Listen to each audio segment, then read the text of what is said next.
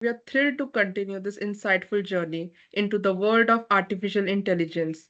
Yesterday, we explored the evolution and potential of AI, and today, we will dive into some of the most critical ethical concerns and explore the dynamic relationship between AI and human intelligence. As AI continues to reshape industries and society, understanding its ethical implication is more important than ever. Today's session will address pressing issues such as bias, privacy, accountability, and the interaction between AI and human intelligence. We will now begin with the first session of the day titled Ethics of AI, Bias, Privacy, and Accountability. We are privileged to have Mr. Arun Singhal, an Associate Vice President at Paytm Payment Banks, with over 17 years of experience, as the speaker for this session. Mr. Singhal's extensive expertise will provide us with a deeper understanding of how we can develop and deploy AI technologies responsibly, ensuring fairness, safeguarding privacy, and maintaining accountability. Over to you, sir. Thank you, Swarika. Thank you. I can't read your name. Okay, let me share my screen.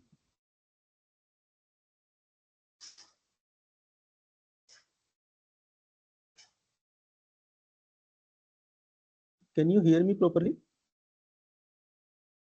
Yes, sir. Yes, sir. and see my screen, right?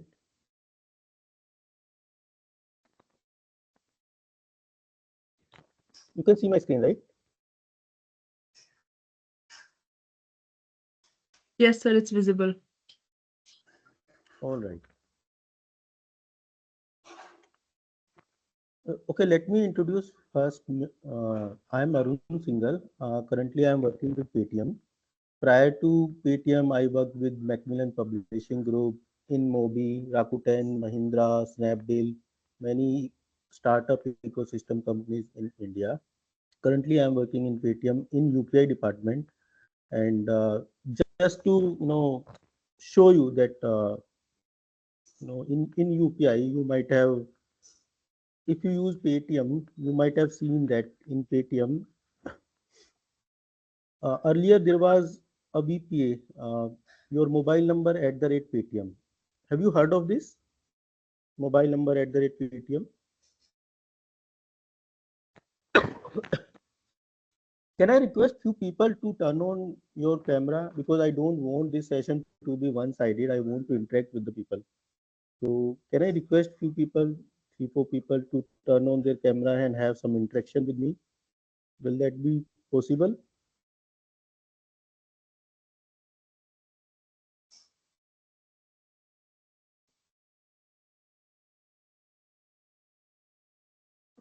Hello,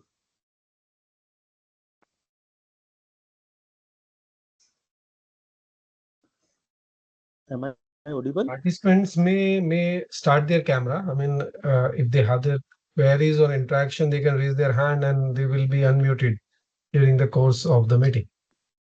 Okay, can I have 2, 3 people at least to have their camera turned on and have some interaction? It will be more interactive than boring session. All right, let's see.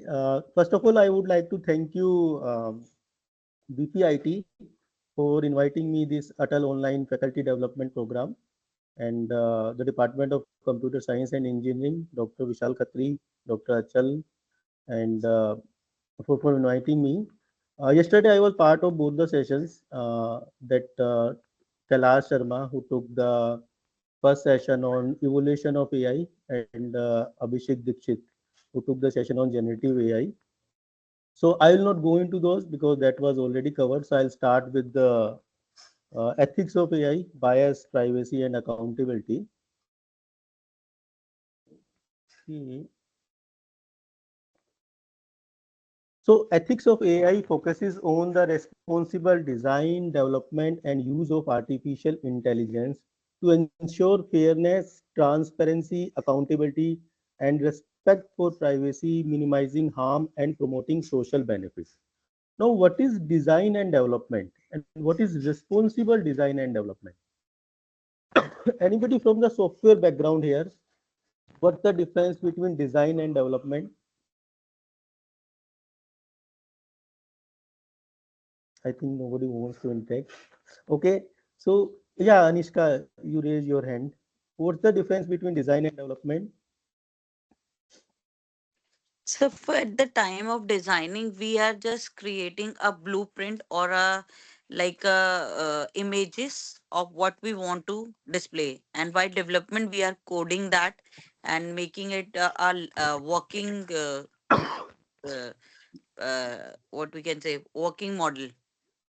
Yeah, great. So that's the correct, I mean, there is no correct definition. It's the understanding, and C has conveyed it very well. So design is that you are creating a blueprint that, how the flow, there will be a flow, how the user will interact with the system, what will happen into the system. But developer converts that design into a working application which end user can use it.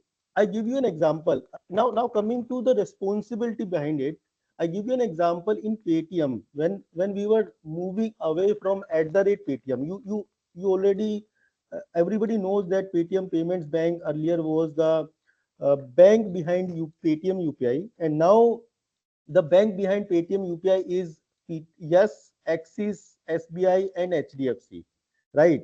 So we moved from Paytm to these four banks, and my team did that integration over the time. So what happens that in the design, we when we migrated user from @Paytm Bank to PTS, we took a consent from the user that we are migrating you to some new bank, and you will receive an SMS that you are onboarding, your device is binded to the new bank. Right now, there was another way is that we don't take the consent of the user, because at the end we want user to be migrated so that we have more and more user with us. So that's the difference between a responsible designer and an irresponsible designer, that we just take care of the users, we don't take care of their consent. Similarly, on the development side, if when we have four banks and a user moves from one bank to another bank, there are two possibilities. Once user is onboarded on one bank, we can just copy the data from his device to onboard on another bank without telling the user. That is one option. Another option is we do the integration in a proper way, and SMS will be sent to the user, and we do that, we follow that path. It means a developer is also responsible that we are not cheating the user, or we are properly taking care of users, that you are being migrated to another bank. So that is a responsible design and development. Now talking to the user, who use the AI? Everybody use it. Please bear with me. I have little bad throat, so I'll be coughing a lot during the session. So bear with me. So now, who is the user? User is you and me is the user. And how do we make sure that user is also responsible? For example, we have a deepfake AI technology. If we use it and if we misuse it, then we can superimpose someone's face on somebody else's face. Rasmika Madana case, which was very famous in the um social media. Somebody did that misused that technology and spoiled her image. So that is like the user has to take care of this. Now coming to fairness, fairness is like treat everyone equal. For example, we take care of all the segments like white tone people or black tone people, race, sex, or any caste, creed, whatever. We can differentiate people on the basis. We should not uh, you know we should not discriminate based on that. So that is the fairness. Transparency is that AI take cares that what algorithm they are using, data, they should expose the data which they are using, from where they are gathering that data. Accountability, accountability is that a developer or provider or the user, the same way, I discussed that designer, responsible designer, the company which is offering that AI, the designer and developer who was developing it are accountable for whatever they are doing. Respect for privacy. I give you an example that one incident happened. I read somewhere on the news that if you go for a registry, your thumbs impressions are taken, right? And some what some cheaters did that they took those thumb impressions from those registry papers, and then they did some other transactions. Means they impersonate their thumb impressions. So we need to take care that AI is not used in those areas. Then social benefit, we should use AI for like identifying earthquake, flood, COVID-19 hotspot, aid by robots in disaster hit area, wildfire detection. In those areas, we should use AI. Now coming to bias, AI and bias. Dr. Achal, you have your mobile camera turned on. So I ask you a question. This is a marker, right? You must have used marker, right? Right. Many times, Definitely. right? So do you see any issue with the marker from a biasness perspective? This marker is biased. Can you think that how this marker is biased?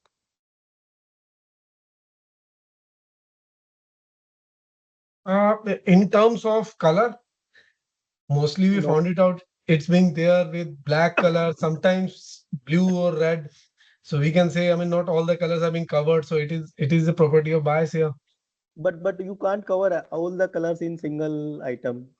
Right, But but definitely not. but you still have option to choose whatever you like. Mhm.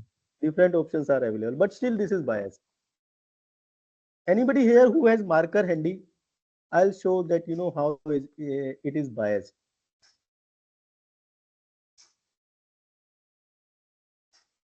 Can you think of something as okay, Jagriti Gupta? Yes, please. Yes, sir. Yes, sir. Yeah, please go ahead. How this marker is biased? So I think if Marcus is biased, so in terms of the name of the company, like I think you are holding the company name is Camelin or Luxor.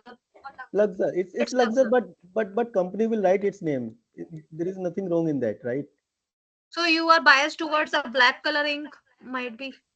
That Achal Kaushik already gave, but you have different colors available also, so you can still choose the one which you like. Okay, I'll not spend more time. So if I pick it in my right hand, you see I can read it properly. It's a Luxor whiteboard marker. But if a left-hander picks it, the text is upside down. If you have you handy, you can realize it. It its text is upside down. You can't read it. Probably you can read it because it's a mirror image. In fact, when it is in my right hand, you can't read it.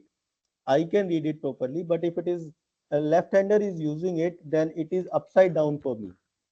It means it is biased towards left-handers, and you don't have option available in the market for left-handers.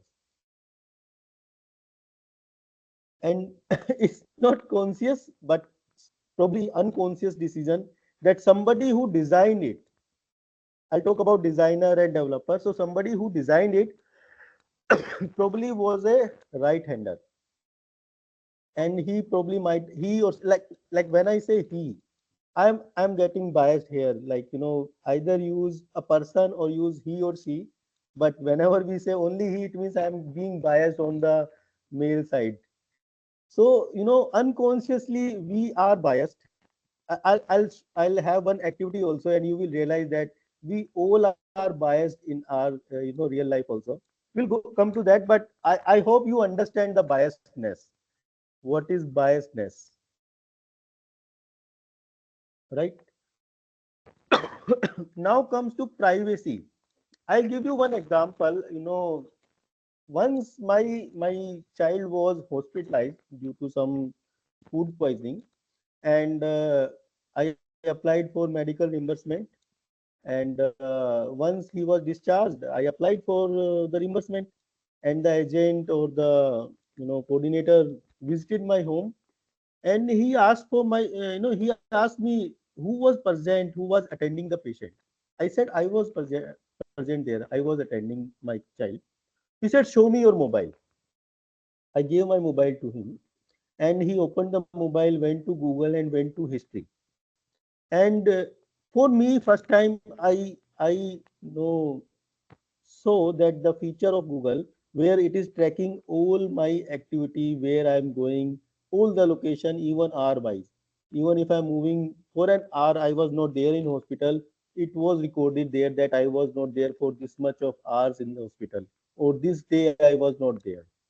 It was surprising for me, but that was the truth. And somehow that is a breach of privacy for me. Without my consent, probably they would have taken the consent also, because we have a habit of selecting yes, yes, yes, or accept all. But this is how a privacy is breached. Just imagine, you don't know about this feature and your wife knows about it. I'm just kidding. I hope you understand privacy. Now I'll move to accountability. You might have heard of Lal Bahadur Shastri, our railway minister, and one accident happened. First time any railway accident happened in his tenure, and he immediately resigned. There was one more incident when Johnson and Johnson, their products were being took back from the 31 million bottles were took back from the market, just because some Tylenol poisoning crisis happened in 1982. That shows that the company was accountable. Our railway minister was accountable. It means wrong thing can happen, but are the people accountable? Companies are developing AI, but they should be accountable for whatever they are developing. They should be transparent. I hope I'm able to explain biasness, privacy, and accountability. Now I'll talk about biasness in AI, privacy in AI, and accountability in AI.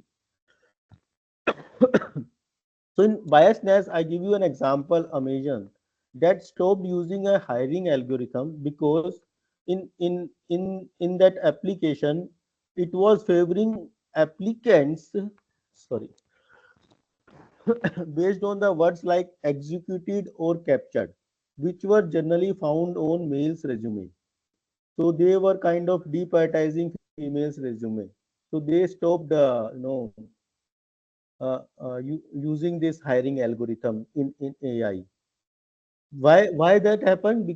Because the algorithm which was used, and the data which was used to train the model, they used historical data, and historically men's were dominating in the job market. So it means data available is also related to men's only, and because of that, it got trained more towards men, and that's why females were getting rejected. Their resumes were getting rejected. So that is something can go wrong. Biasness in AI. Now talking to privacy in AI, I already talked about Rasmika Mandhana case, that deepfake video which was used and privacy of her was breached using AI technologies. In terms of accountability, we are still lacking. Our country wants national strategy for AI. Some steps has been taken by departments of electronics, but we are still far behind to have some good accountability in AI and some laws in India. In fact, some laws are there in Europe, but in India we still are lagging behind. All right. I hope this biasness in AI, privacy, and accountability is clear. Now, I already covered this. I can just explain quickly this bias. Bias is a systematic inclination or prejudice in favor of or against something. In AI, bias refers to unfair or skewed customers caused by outcomes caused by imbalanced data, flawed algorithm, or human influence.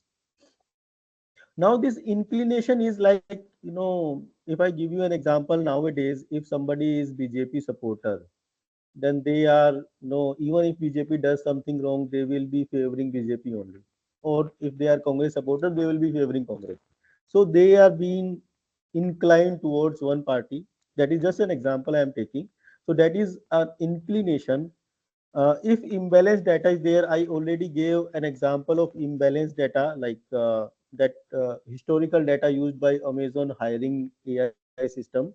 That data was imbalanced because historically men's were in the job, and flawed algorithm, because of imbalanced data, algorithm also gets flawed. Or sometimes even in algorithm we have some keywords like I mentioned captured or secured, which led to incorrect results.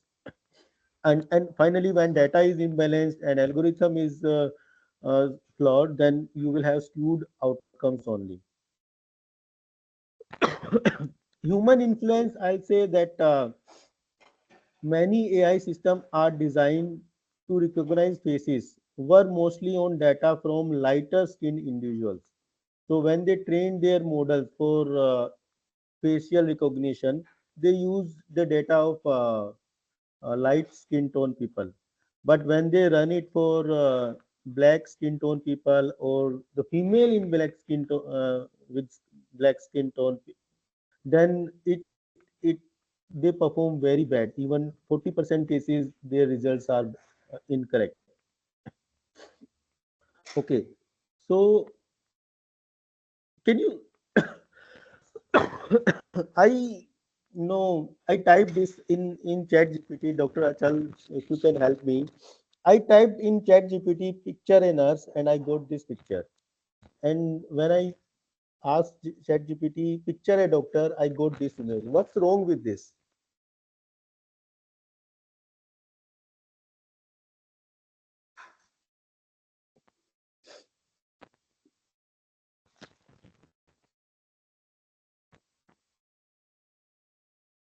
Did you get my question? Do you see anything wrong with this? Any biasness here? You are on mute if you are speaking. I would like few people, two, three more people, if they can come turn on their camera. That will be great to have some interactions or some discussion with them. Dr. Achal, can you figure out the, yeah, Jolie, please go ahead.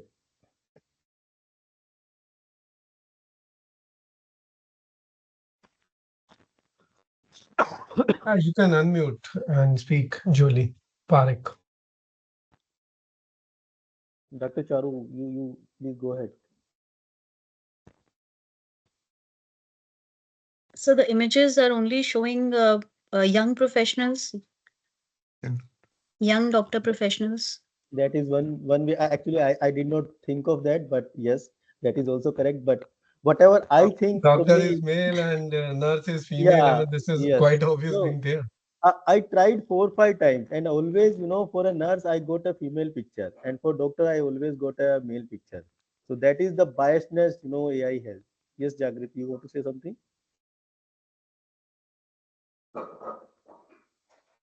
We have we used to say na sister, so we have in a mind that sister would be a nurse. Yes. See, that means that, somewhere in AI, when it was designed, or maybe by designer, or maybe by developer, they put somewhere that sister means female, and then you will always show a female picture for a nurse. So this is how, system gets biased. So some individual who is designing or developing can lead to this kind of biasness in the system. Okay, one more example. Can you identify what's wrong, what's biasness in this picture?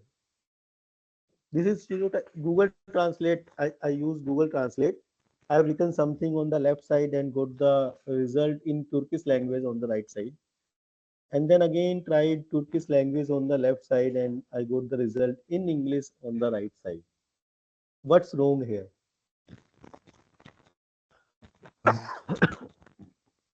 They believe that babysitter is always a female and a doctor means it's a male. Yeah, yeah. So Right. when even when I typed he is a babysitter, in Turkish it is still taking as she is a babysitter, because whatever they give as an output, you put it as an input, you'll see she is a babysitter. And when we write she is a doctor, you get he is a doctor. So see the biasness, how someone who has developed the system can influence the outcome. One more example. What's wrong with this? Is it visible? Yeah.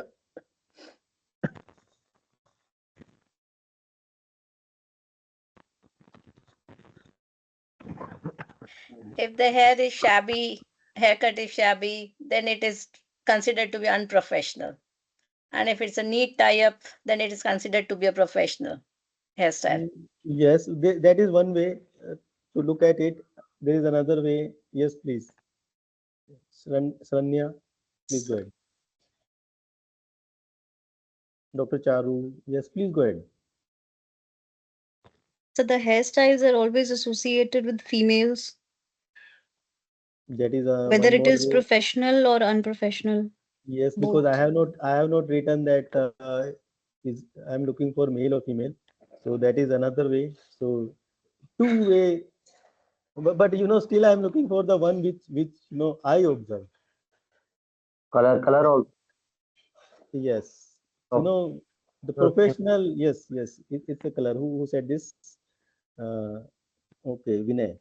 So white tone females are professional, while black tone females are kind of unprofessional. So that is kind of biasness. Others are also correct that shabby hair or neatly tied hair and other one. All right. Let's do one activity, a quick activity. I need two, three people who can join me. I need just pen and paper. We'll do one quick activity. It's a small activity. Anybody want to volunteer? I know Dr. Achal will volunteer. Anybody else? Yeah, Vinay, can you volunteer? At least two, three people at least. Yeah, Vinod, Jolie, whoever raising their hand. Jagriti, yes, please. I'm assuming three, four people have said yes. In fact, everybody can do it. It's not like we have to go through everyone. You will realize the biasness in our real life. You just do this activity and you will realize it. I'll not come and check whatever you have written. You just create this matrix on the paper. On the left side, these are the categories like race, color, national origin, religion, sex, age, disability. You can add language or profession also if you want. And on the right side, you mention your 5, 6 friends which you trust. They should not be your family member.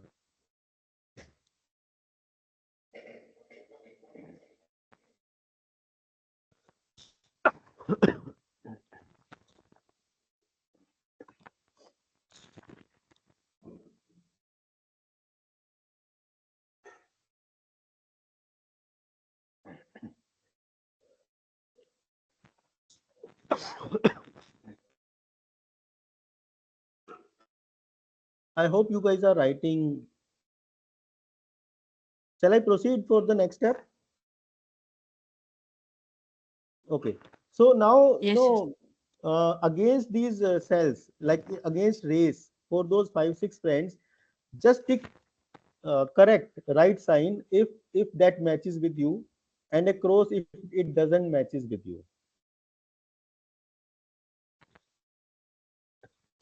For example, for race, your friend A, if that is also Asian, you are also Asian, then it is right, correct. And if it is not matching, then you can mention cross.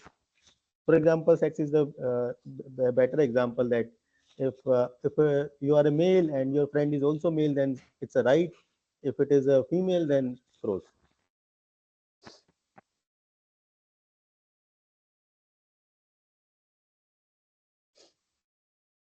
Let me know once done. At least 2 3 people are done with this.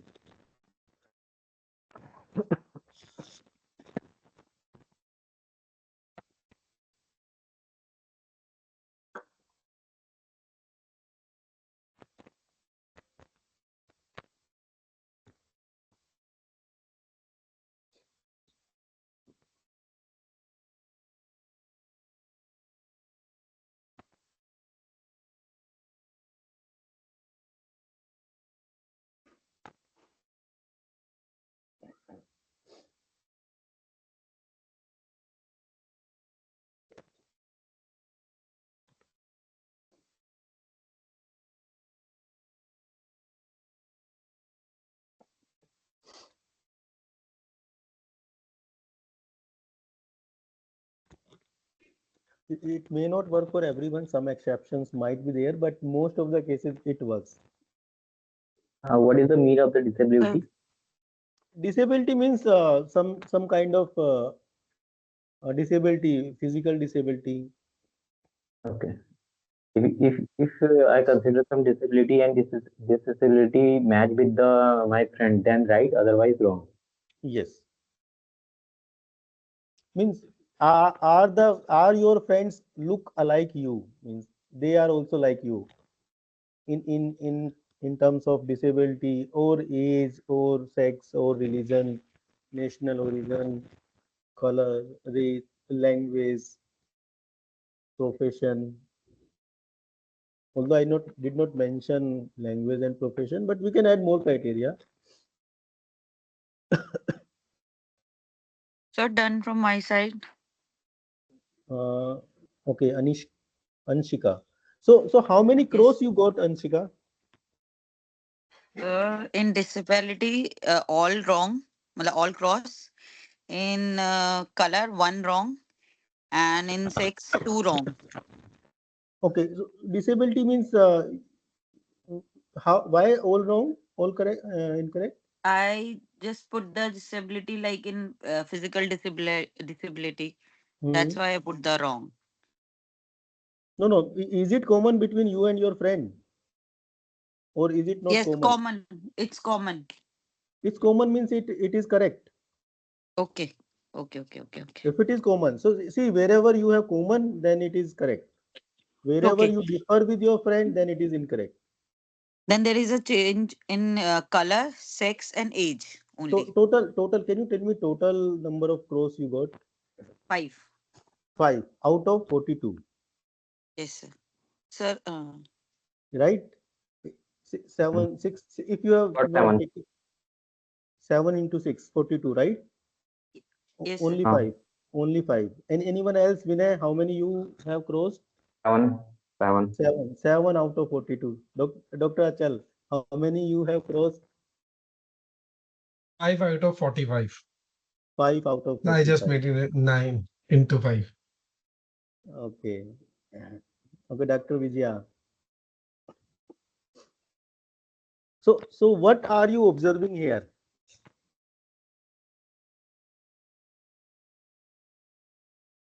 from this activity? This activity is done. We are just going towards the outcome of this activity. So Left. we are observing something. Most of the most of the our friend are similar To to us. us.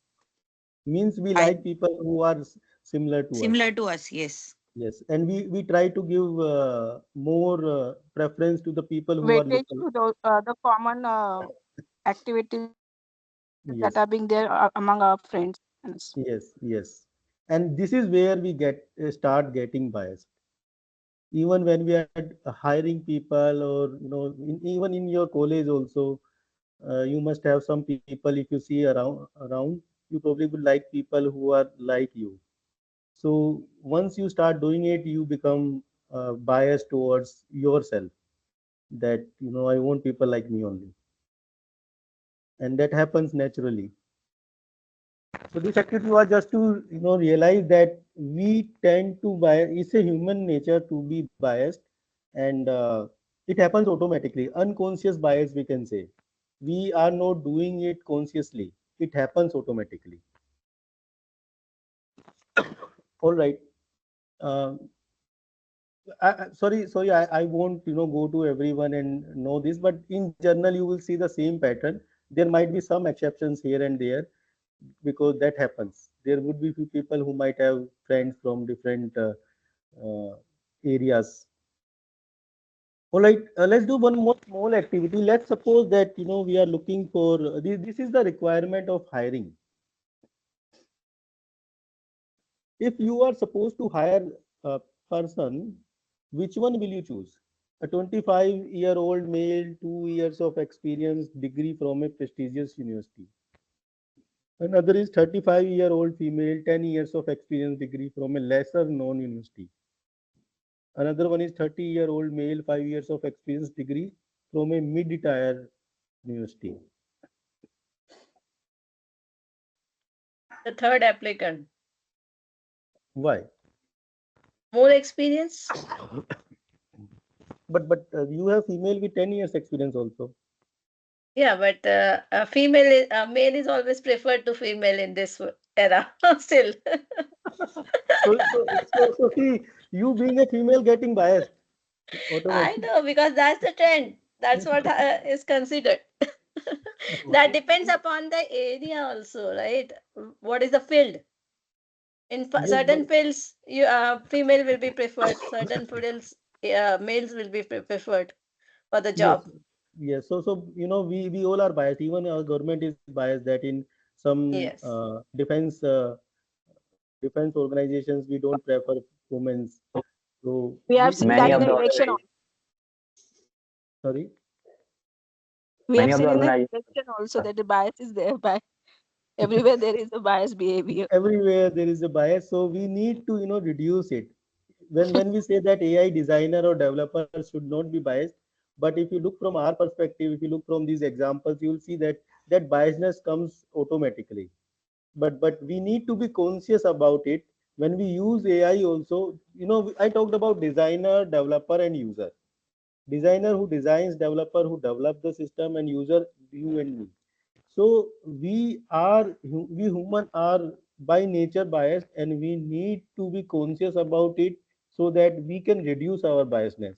I don't think that we can be unbiased all the time, but how we can be less biased. There are few examples of biasness. Means these are the types of biasness. Data bias. So I talked about this. 34% for black women. So facial recognition system. What happens that they took white, lighter skinned individuals. They trained their models using this data, and when they tried it with dark skinned individuals, especially women, they found that 34% it was not working because they chose incorrect data. So that is called data bias. Algorithm bias, when the design or assumption of an AI algorithm lead to unfair outcomes. I talked about this Amazon hiring algorithm. That in that algorithm, I talked about different words, but this time I'm talking about that woman word. When the algorithm show a woman word in their resume, it was rejected because of historical gender biased hiring practices. Means historically, males were being hired, so women's resumes were getting rejected. So algorithmic bias. Selection bias, for example, in a specific area, historically, there were a lot of issues. Police presence was high. Number of crimes were high in that particular area. If you feed that data and now you are looking AI to figure out some crime happening using AI, it could be biased because you have selected a biased data. That is selection bias. Please interrupt me if you want to discuss anything, because after a lot of slide you might not be able to remember, even me not be able to remember. Next is confirmation bias.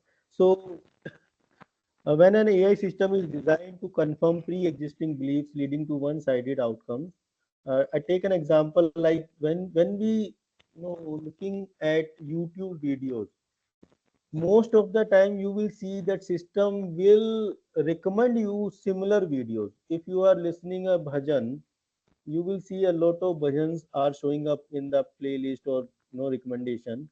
If you are listening to Modi, then you will see lot of content coming recommending by the system on Modi only, or similar type of content will appear. So that is confirmation bias. Means you if you are looking at something, then it assumes that you like it, and you are confirming that you want more similar to this. Exclusion bias, when certain features, groups, or categories are excluded from the training data, leading to blind spot in the AI model. I share this example that in healthcare models, uh, for for identification of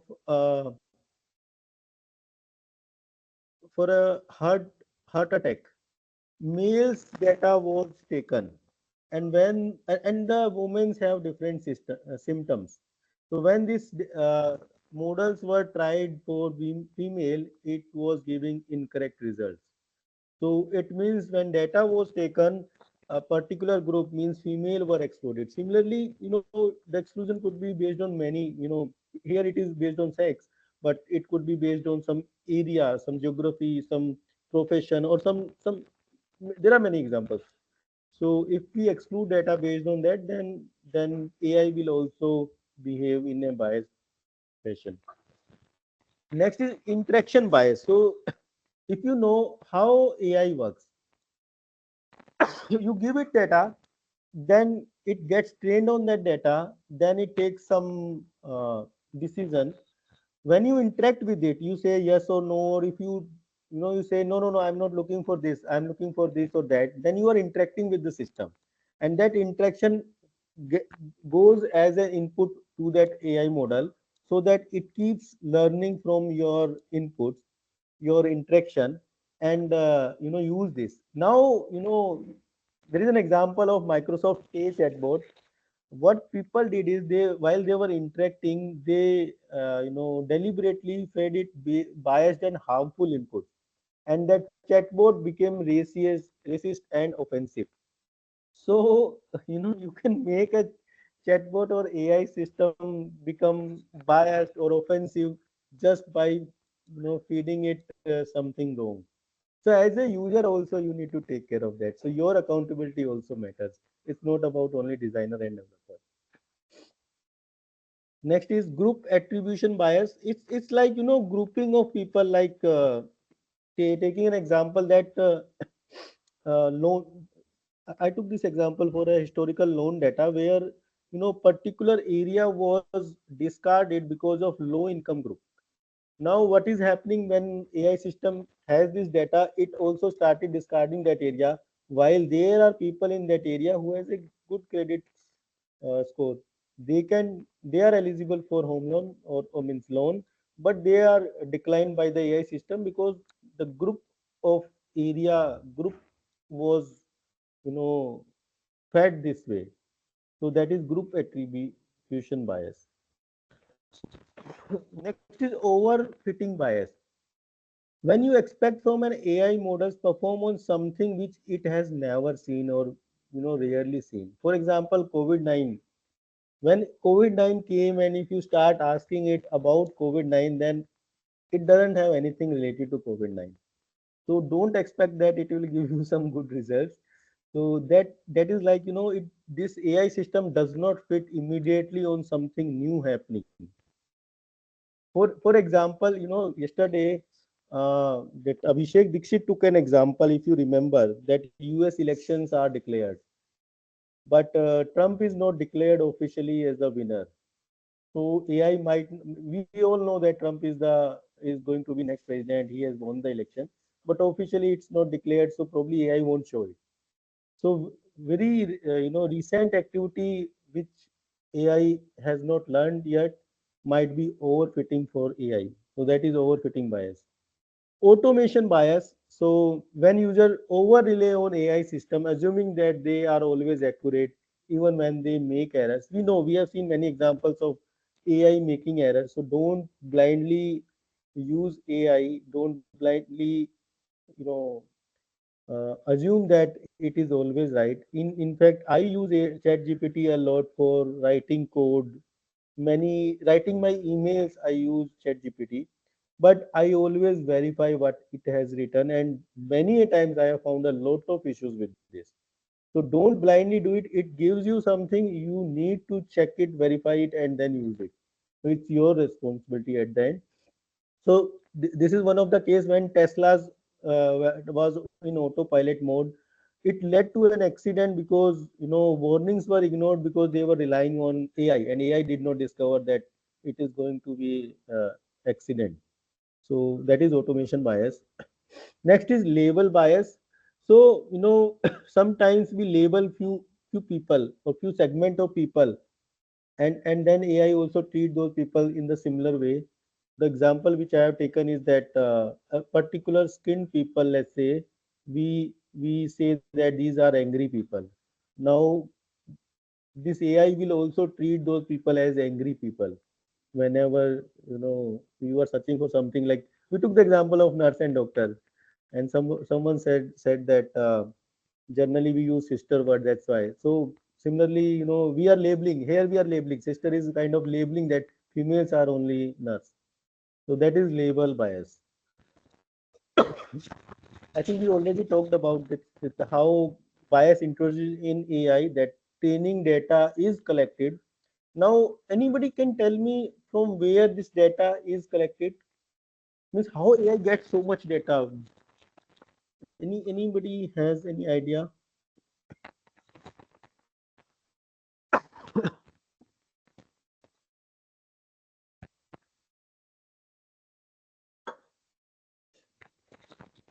All right, From let internet. yes. So yes, it is from internet. So what generally what company does it, that they get the data, means they scrap all the website. There are millions of websites. They go through all those websites, fetch the data from those websites. Even programmatic, they go through deeper into the website. It's not like homepage. Within homepage also there are many links and buttons. They try to fill those forms, click on submit. They try to click on those links programmatically, go deeper into multiple level pages and get that data. And that data is fed into the AI system to train the AI. That is one way actually I am aware of. There are many ways, but this is how these billions of data is fed to the AI system. Model is trained, and we see the output. And then from that output, we do interaction, and then AI also learn, and that data again fed to the system, and then it. This is how biasness is. Some biasness come from the actual data which is taken from internet, but when we interact, we also tell the system that this is, I'm looking, when I'm searching for a nurse and say that I'm looking for a female nurse only. So probably next time onwards, it will, when somebody search for nurse, it will show you a female nurse only. So it means when we interact, we tell that we are looking for this, we refine our query, but that is our personal need, looking for a female nurse picture only. But AI also learned that it means generally a female is a nurse, and this is how we introduce biasness in AI system. Hard things are hard. It is difficult to get clean this data. It is easier. I can present that it should be, the system should not be biased. But do you think millions of websites can be cleaned up? They are not biased. I mean, they are not biased. It's very difficult, very challenging. So hard to get clean that data. Decisions not clearly understood. AI algorithms can sometimes make decisions that are difficult to explain or understand. Now, when we trained our models, we have written the logic, but is it based on 0 or 1? That 0 plus 1 or 1 plus 0, or you behave like this, which is the traditional way of development. But AI, go through so many legs. Yesterday, I saw I don't know how many zeros were there in Abhishek's presentation, but those many parameters are there in AI model, and it tries to go navigate through to fetch our outcome for us. So based on what algorithm, AI has reached to some conclusion, very hard, very difficult to explain or understand. Lack of diversity, if the teams developing AI systems are not diverse. I talked about it earlier also, that the people who are like marker example I took, if a right hander is developing or designing something, then it might be possible that he or she introduced that biasness. So we need to make sure that the team who are developing are diverse from the whole walk of life. We have people who are developing or designing AI. Impact on accuracy, obviously, if it is biased, then you will have impact on accuracy. So these are the hard things, and these are very hard to solve. So, what we can do is awareness and inclusion. That is something I could think of, that we are awareness of possible biases. We talked about few examples of picture, then marker. So we know that systems are biased. So whenever we see some outcome, we need to take care. We need to make sure that this could be a biased outcome. So recognizing that bias can exist in the data, algorithm, or decision making process is the first step towards addressing them. So we need to recognize that first. Design for inclusion and diversity. Again, AI system should be designed to include diverse perspective, ensuring that needs of various groups are considered. So while designing, we need to consider all various groups, diverse group of people. Work with communities affected most.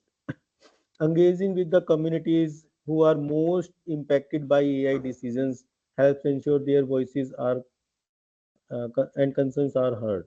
Again, similar to the previous one, that diversity means looking at all the communities means again diversity here.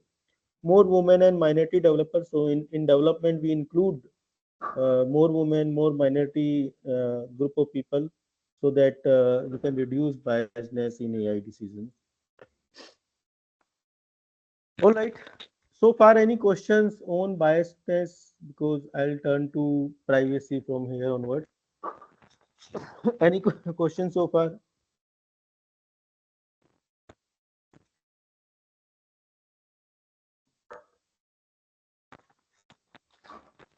All right. I'm moving with Can I privacy. ask one question? Yes, please. Okay, so probably we have discussed about bias on multifaceted, but probably everything lies with the data. And as discussed earlier, I mean, like in employment, it is more male dominated. I mean, the same thing lies on most factors, that how the data was collected over the period of time and how it is being utilized. So more or less, we come across with one or the other type of bias in almost every type of data. Yes, yes. So still we actually believe on that line that somewhere down the line we would be able to remove this bias. But would it be possible? That's the big question. So my second last slide will be the same what you are saying. You want to see that? You will see that. AI system is going to change the world, but who will change the AI? Because it's very difficult. I talked about hard things are hard. Had it been so easier, probably people would have taken action so far.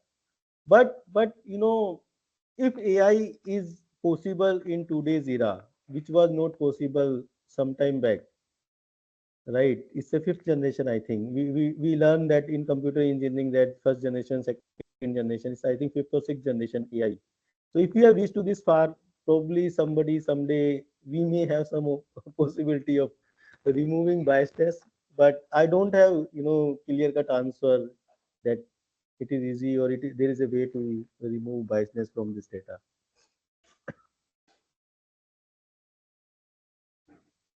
All right, shall I move on? Okay. We talked about privacy. I give you an example of my son who was hospitalized, and my privacy was breached, and I was not aware of that for a long time. We talked about privacy in AI also, that I took the example of Rashmika Madhana, that her face was used for deepfaking. So Privacy in AI refers to protecting individuals' personal information and ensuring that AI system handle data responsibly. As AI technologies process vast amount of data, privacy is essential to prevent misuse and to ensure trust in AI application.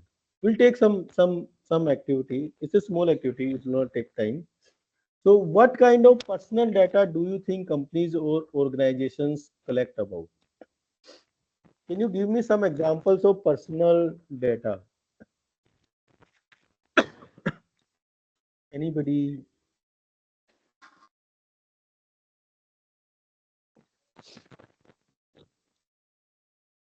Yes, Dr. Neeraj. Neerja. Sorry. Please go ahead, Dr. Neerja. What is the personal data?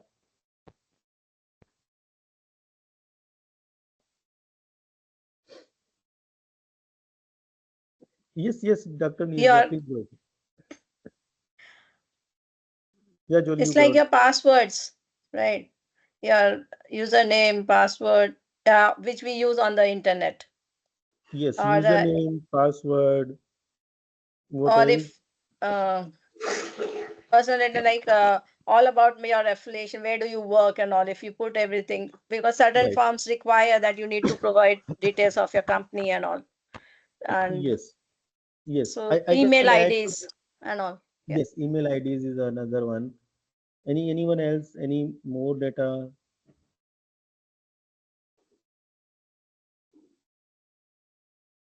In If fact, if I it add, depends The that phone who number, actually the wants the photos, data. or sorry, Dr. health, Neerja. Yeah, please go ahead. phone, phone number, or photos. Phone number, photos. Then the if you have applied for any of the medical or medical details, Yes, which can be shared with the various companies, and so yes, yes. Yes, Dr. Achal, you were saying something.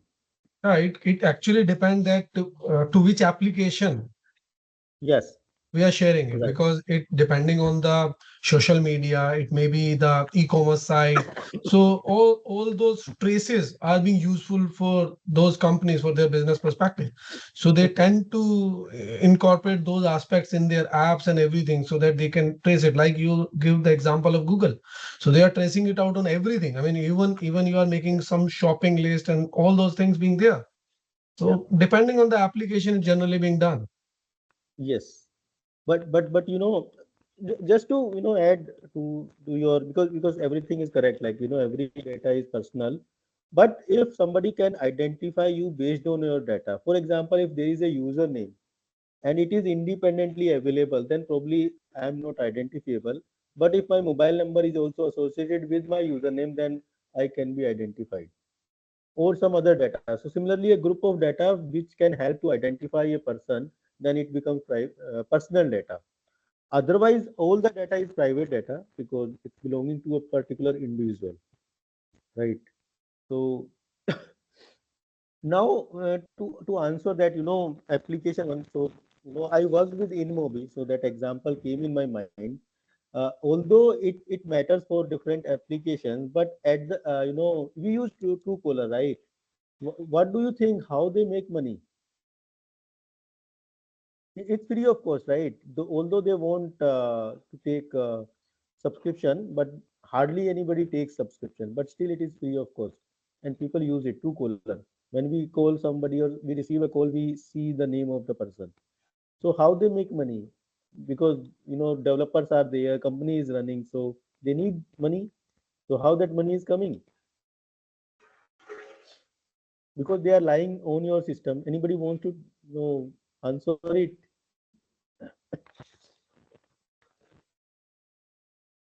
Dr. Nija, you want to answer it? You Yes, want me yes. to? Am I audible now? Yes, yes, Sir, what I prefer that as you said about your question, so I think that as somewhere somehow they are selling the data in future because data is gold for us, and in future what I prefer, and if someone is sharing the data, they can copy it and then sell it to other. Yes, right. When I was in Mobi, we used to get true data, and it was having all the data of users, whoever is using Truecaller, and we used to process that data. And it doesn't matter. Means at the end it matters, but when data is collected, it doesn't matter that whatever is the data they want to capture it, whether it is Google or Truecaller or any other application, whichever you are using, they will try to get this data because they will sell it. Even on Paytm, if they have some data, they will try to sell it. Although they will not process it, but they will sell it to someone who needs data. For example, Google or some other company. And just for the understanding of the people, because I worked in a advertisement company in Mobi. So what used to happen is that when you are browsing, surfing on internet, and when some ads needs to be shown, a request will come to our system in Mobi, and there it used to happen a bidding, that this is the you know some data, like if you are on a browser and Google knows in cookies, generally they have your username or something, so they will send that username or mobile number whichever they have captured, and they will send it to the different services that I have this criteria, can you identify this person? More the criteria you identify, it means there are high chances of this person matching, and then they bid for different companies, so that different companies data is also there, that show my ad to the people who belongs to this particular category. For example, show a surf excel ad to a female who is in NCR region and who are in the range of 18 to 35. I want to target that audience. So when the data comes from the browsing history, when you are surfing, some data is coming. Then we try to match that data and see that if it falls in that criteria, then that company is ready to pay this much. So that will bid that I'll pay this much dollar. It's already decided that for an advertisement, how much will I pay? So that one company will say I'll pay this much, another will say this much, and whoever you know pay more will win. So this is how your data is used to show you relevant ads, which is more closer to you. So next question on the same thing. You just search online for a new pair of shoes. Over the next week, you notice, even not next week, within few minutes, you will see, you notice that ads for similar shoes appear on your social media, news sites, and even in your email inbox. It happens sometimes in real time also. How it happens? I hope I have already explained that how it happens, because your data is being captured. So immediately in real time that data is being processed, going to those systems who are processing this data and then using it. And whenever you goes to some other page or some other site, on the right side or left side there are always advertisement banners, and there they will try to fetch from those bidding systems that what new advertisement should we show to this user. And there are a lot of analysis happens that why we have shown a particular advertisement to a particular user, because at the end whoever is paying, the company whoever is paying, they also wants to know that what is happening behind the scene. Otherwise you will take the money, say I have shown that, but that is not helping to them probably. So that analysis also happens, that whom to show that ad, all that happens behind the scene. All right, moving on. So data privacy breach is when sensitive data used to train or operate an AI model is leaked, exposing individuals' personal information. We already talked about it. Will Aadhaar data leak in India? It happens. I don't remember the time, but a flow in system managing Aadhaar India's unique biometric identification exposed personal information of over 1 billion citizens. Hacker access Aadhaar data links to sensitive details such as addresses and phone numbers. Just think that if they have the access of your biometric data, what can they do? They can probably do almost everything once they have your biometric data. So this is how important is the privacy. That is one of the type of privacy breach, data privacy breach. Another one is model immersion attacks. So we have our facial recognition models which has our biometric data of our facials. Now they can do reverse engineering and can identify a person image based on the data fed to a model. So hackers can go to that length to identify your image. Next one is I'll go a little fast now because we are running sort of time also. Unintentional data exposure. So what happens is that in ChatGPT there was a bug in March 2023, and some other people's conversation history and billing information started exposing to other users. Although it was a bug and it happens, but it can happen. So it means privacy or data is always at risk, and it's the hands of the developer sometimes. This is one example of responsibility of developer, that develop in a way, test it in a very well manner that such exposure doesn't happen. Lack of consent in data collection. I took that example. Whenever we install something, it is by default clicked and we just say next, next, next, and it is installed. They have taken a lot of consent from us, and now they can start using our personal data. And it happens. Even Google Street View, they agreed that they collected personal data from unsecured Wi-Fi networks, including emails, password, browsing history, without consent also. I'm talking about consent, but without consent also they did it. Next type is deepfake technology misuse. We already discussed about it from the deepfake Rasmika Madana example. But another one is that during political campaigns also, that someone is speaking, you can use AI that they are speaking in local language. So you can impersonate your leaders who can't speak in your language, but still you can impersonate that and then you can use it. But if you are not taking the consent, then that is a privacy breach. Next is re-identification of anonymized data.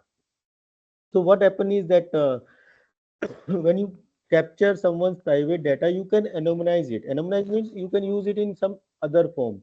Like you have seen in some many applications, when your email ID is exposed, you see one or two characters and then XXXXX, or your mobile number XXXXX.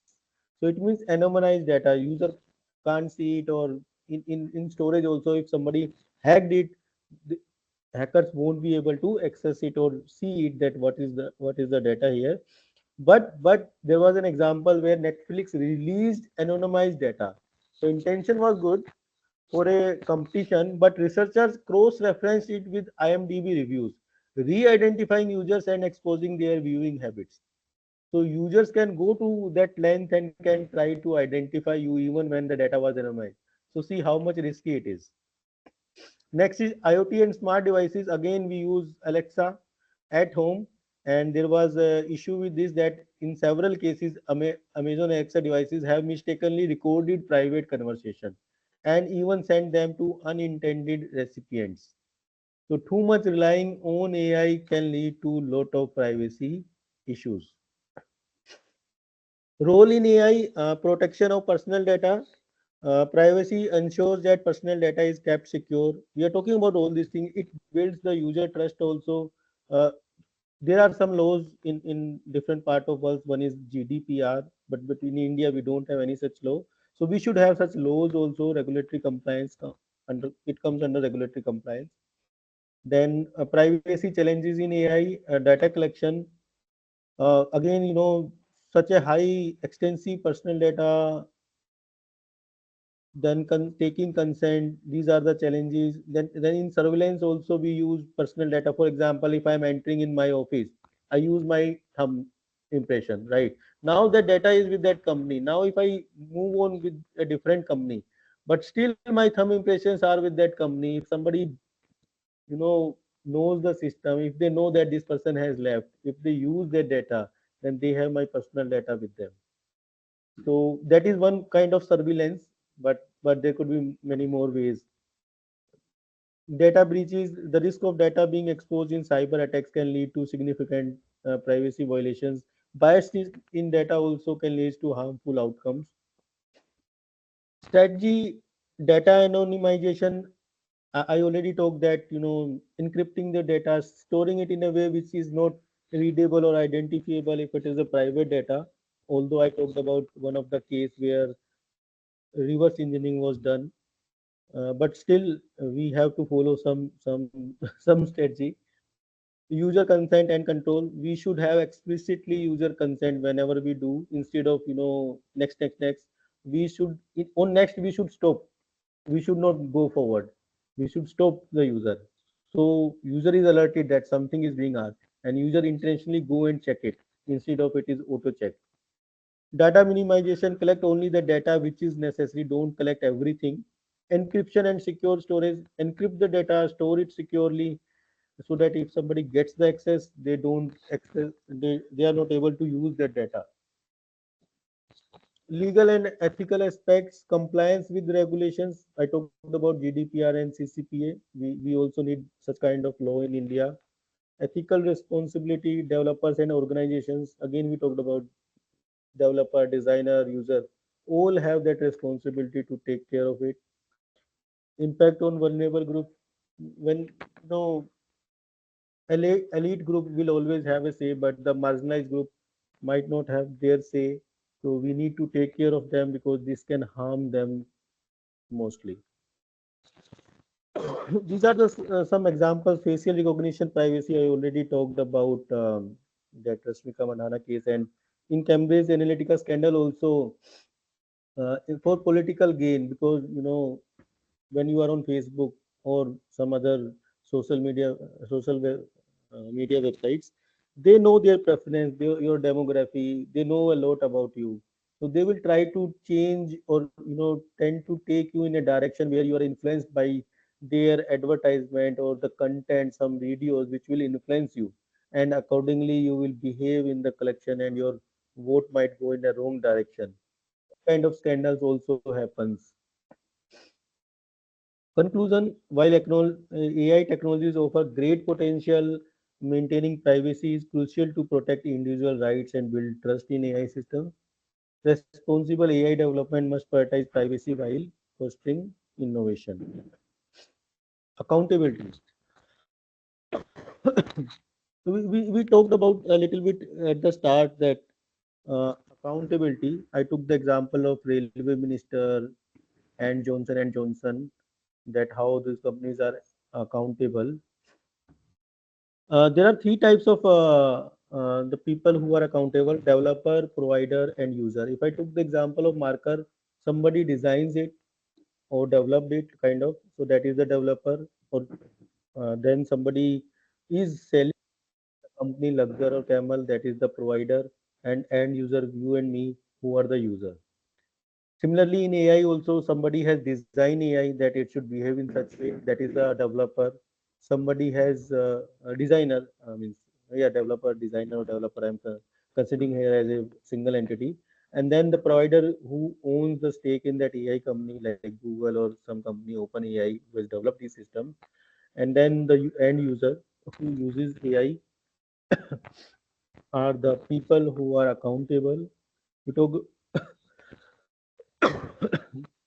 AI developers are accountable for the design, development, and deployment of AI system. They are responsible for ensuring that AI technologies are developed in a manner that complies with ethical principles, legal requirements, and industry standards, and that they adhere to best practices for responsible AI development. Similarly, provider also, they are responsible for ensuring that AI systems are deployed in accordance with ethical guidelines, regulatory requirements, and contractual obligations, and that they mitigate risk associated with AI deployment. User, they are responsible for critically evaluating AI recommendations, verifying information, and making informed decisions based on AI predictions or suggestions.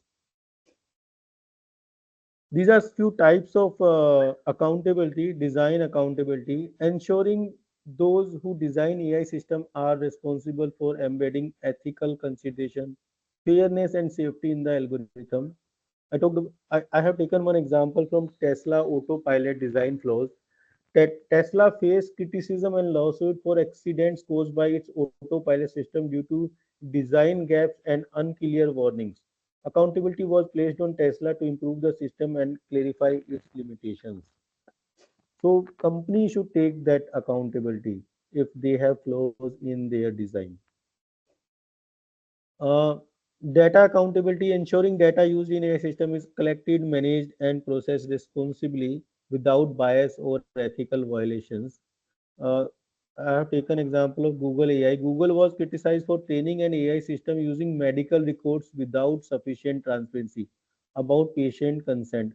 Accountability demanded better communication and ethical review. So I took these examples from internet, so you will also find this. In fact, I have taken this from ChatGPT only, and again here also, without consent, if something is being done, we talked about in privacy also that consent should be taken. So that is the data accountability. I took my example also that I was not aware and my locations were being tracked. So proper alerts should be there. Even if I have subscribed for something, in future I should repeatedly get an alert message that your location history is being tracked. Do you still want to continue or you want to discontinue? So that user is aware that what is being happening there. Means educating the user. Operational accountability. Uh, I have taken the example of user self-driving car incident. Uber self-driving car killed a pedestrian in 2018 due to a failure in its operational algorithm to detect jaywalking. Uber faced legal and ethical scrutiny, leading to reevaluation of their testing processes. So again, testing and operational design come here coming into the picture. So company is accountable for that. So that is one type of operational accountability. Then regulatory accountability is like if the laws are there like GDPR, then a company should follow those laws, and if they don't follow, then they should be penalized for that. India should also enact such laws. User accountability, we talked a lot about it. That we talked about this deepfake tools also. Even whatever we are doing, even you are using ChatGPT or anything, we are also responsible at the end, and we can also give positive feedback to the AI system so that they can train on better outcomes, and we should not misuse it. Dr. Achal, so you were asking this one, right? AI will change the world, but who will change AI? So that's a big question. I don't have the answer to this, but I was expecting it. So, so you can see that I covered that also. That not don't know how AI is gonna change, and not ethical issues in AI are constantly changing and need continuous focus and teamwork to handle the challenges and opportunities that come with it. Dealing with these concerns is key to building trust, developing AI responsibly, and ensuring that AI benefits society in a positive way. If you look at it, see, AI is evaluating. It's not like we have reached to, AI has matured and we have reached to the saturation point of AI. It will keep evolving. So we will face more and more challenging also. So we need to keep focusing on all the concerns related to bias, privacy, and accountability that will keep evaluating also. And we hope that companies will also understand and they will bring those good practices which take care of biasness, privacy, and accountability. And we should use AI in the for the benefit of society in a positive way. I talked about some society benefit like identifying flood, earthquake, COVID-19 hotspot, using robots in disaster hit areas or difficult terrain where difficult for humans to work, wildfire detection. There are many social benefit areas where we can use AI. With this, I come to the end of my session, and I would like you guys, if you have any questions, we can discuss those. I'll try to give the answer as much as possible.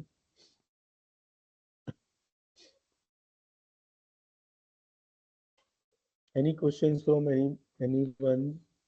I hope I did not bore people. I try to be interactive with the people so that they feel engaged. They are understanding. That's why I included few activities, few questions for the audience, so they keep engaged. Any question for me? Yes, Nirja.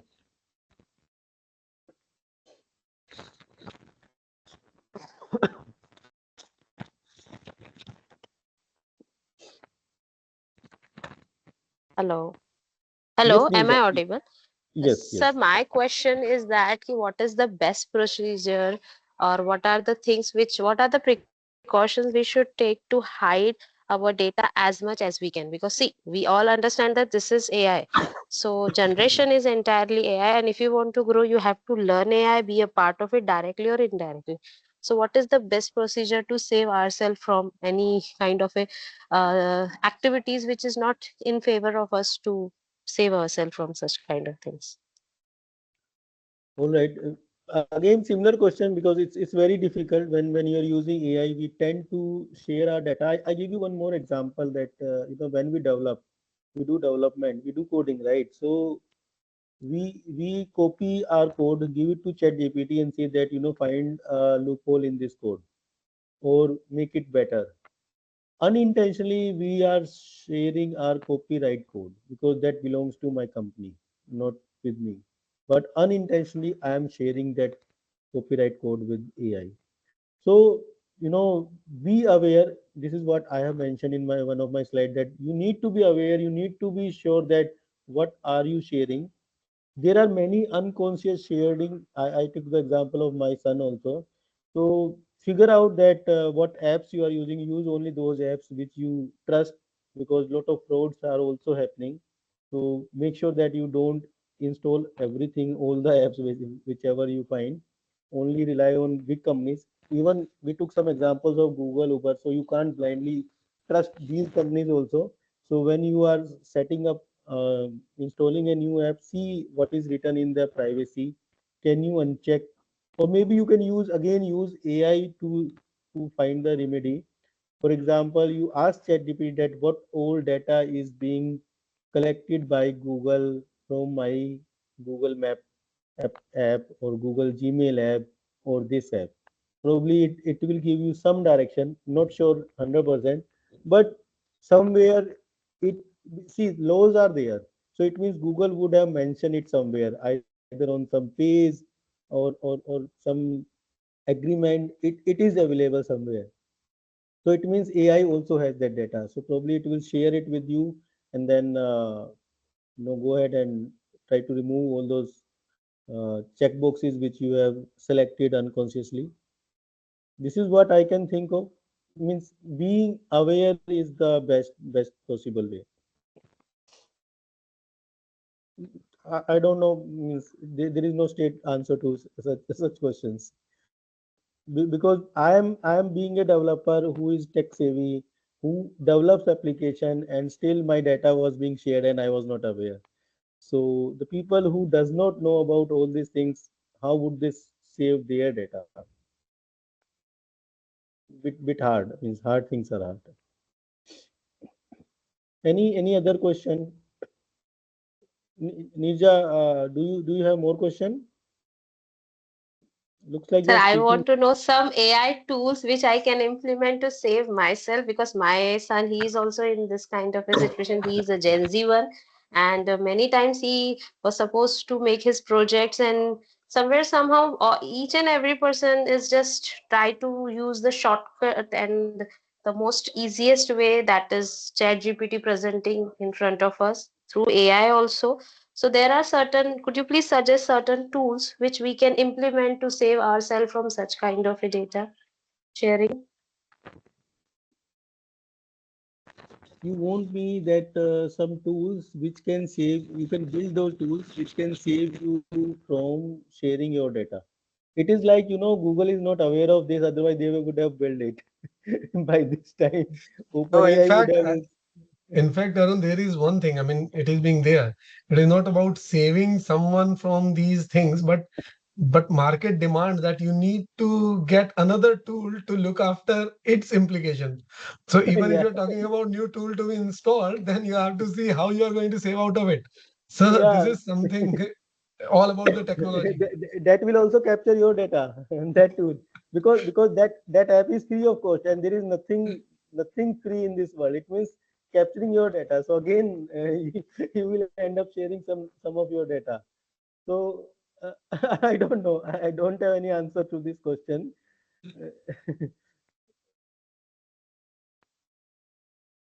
Uh, I guess, But I but mean, but but but you talked about your son, so your son can build some tools using GPT. So this Chat GPT, we have an interface, but they have API also. So there are some free. I don't know if freely available or not to some extent, but paid versions are available, and so many models are available in the market that you don't need to go into those models details understanding at a lower level. Just use those APIs and build something on top of that.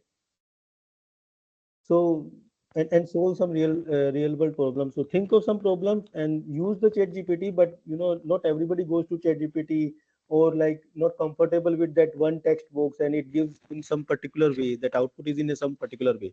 But if you target some particular area and use the Chat GPT AI, take the input from the user, use the API, get the output, and decorate it, show it in a way where user understand it in a better way. Maybe add some images or something, then you can build something on top of these AI models or AI available in the market instead of going into the details for your son. I hope that will work. Pers- yes, we have one more last Yes, question thank you. from Prashant Kulkarni. May I audible, sir? yes, Prashant. Actually, we are discussing all these AI and tools, but I have a question: how this AI and these related tools will add value to common people like workers, farmers, and especially the poor? Because we are only discussing about the tech and all that, but it should be somehow beneficial for the society. So my question is how this AI will improve their and all that.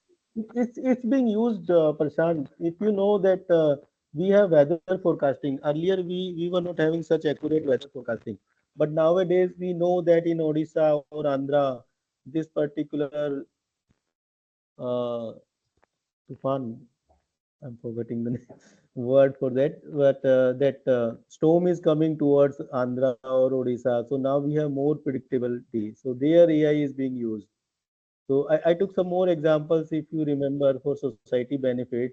For example, robots in disaster hit areas or terrains like hilly areas where it's a bit difficult for humans to provide aids. There we can use COVID-19 hotspots, identifying floods. So that is also helping poor or farmers. If you know flood is coming, then you can take care whatever you can take care. Or I don't know how long it is possible, but still, if you know that weeks before, then still you can take some corrective measures there. Wildfire detection. So there are many ways. Like poor can't go there, but we know, so we can build something and we can help the poor, and that is being done in different areas. And to answer Nirja's question, that was very difficult. I give you one example, my real experience, Nirja.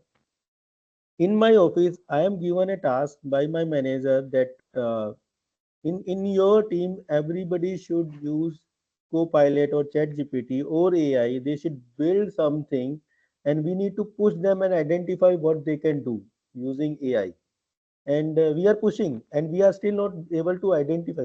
Few examples are there where we were able to use, but we always look for that what we can build which can solve our problem. We don't look for outside of our company problem, we look for related to our development area only. But with more than 50 people in my team, and we are struggling to identify 5 to 10 ideas. So it means it's not easy there also, that where we can use it. So keep thinking. Somebody will come up with some idea and they will build a company on top of it. So keep thinking. It's again a hard problem, and we face it in daily life. at least in technology we face it. I Okay, hope, sir. Prashant, I answered your Actually, sir, question. Yeah. I saw one video where Elon Musk, he himself said that AI is helpful, but somewhere somehow it is dangerous. So the creator himself said like this, so what we can do with it? Throughout we We'll talked about try this, our that level best to, yes, yeah, throughout yeah. we Thank you talked so about much, sir. this, that this is harmful, privacy, accountability. So yes, this is the creator is also saying because this is harmful, and we need to take care of. Thank you. Thank you, sir.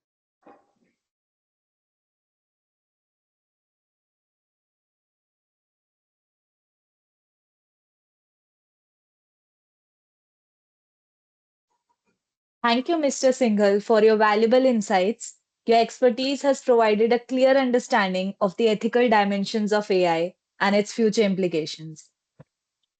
We now move on to the final session of the day titled AI and Human Intelligence Collaboration or Competition.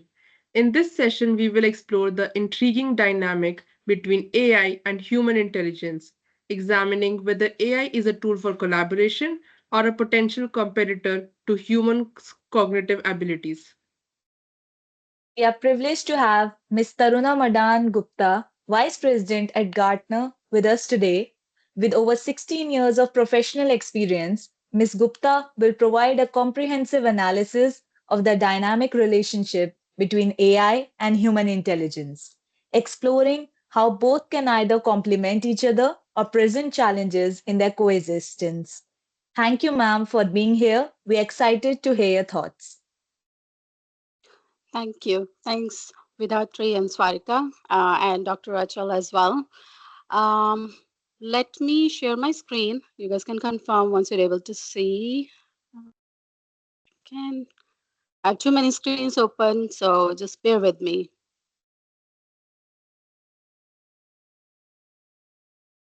Are you able to see my screen? Yes, ma'am. Okay. Yes. Do you screen my screen moving? Do you see it going to any other page, or is it static there? It's not moving yet, ma'am. Okay, perfect. That's how I wanted. Thank you. All right. So first, before we even get into this topic of AI versus HI, a little bit about me, and I'm going to share the next slide. So I'm Taruna Gupta, and you can call me Taruna. You don't have to call me ma'am. I go by my first name only. I have 20 plus years of industry experience. I started my journey actually in India only. Started with Satyam Computers as a software engineer, and then moved into US and worked in different companies. But from last 13 years, I've been with Gartner, and I've worked across multiple domains. But recently, last 13 years, have been between the IT and the finance BU, which are like kind of opposite dimensions, but still complementing to each other. I have various domain experience as well, but mainly in like data intelligence, business intelligence and analytics, and AI as well. Now from last few years. As far as like actual industry experience comes in, it's more into finance, crediting, retail. I was with G Money earlier. With Tesco also, which is a UK-based company, and then since Gartner, like it's been research and advisory company.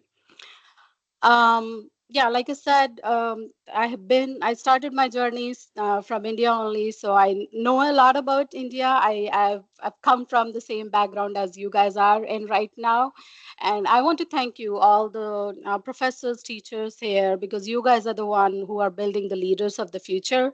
So I wanted to start with a thank you to all of you, because without you, no one will exist where we are right now. We're talking about AI just because of you guys. One of you is shaping, and many of you are building the world together. So thank you for doing that.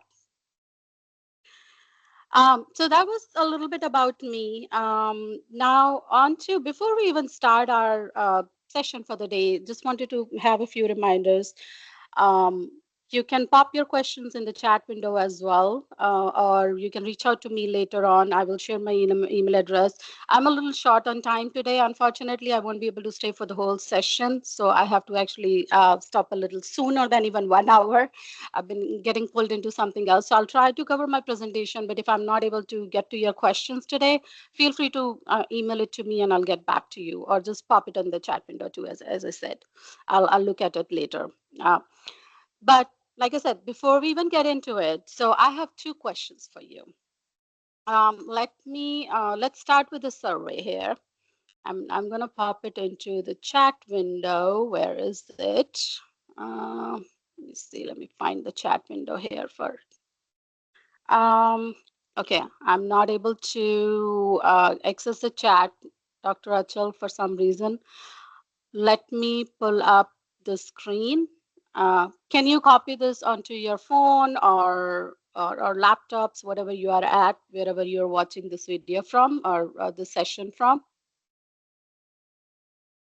So it's pollev.com/tarunagupta529.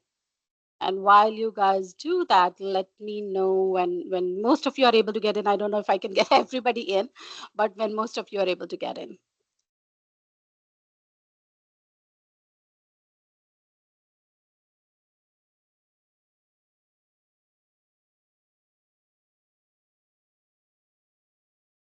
Are you able to? Are you able to get in?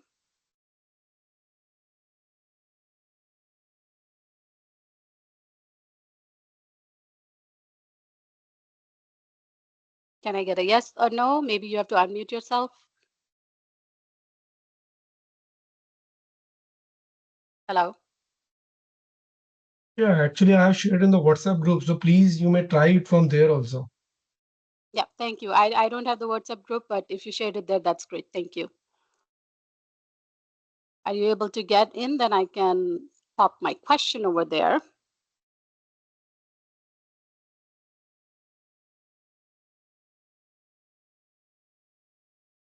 Okay, let me put my question there and then we see.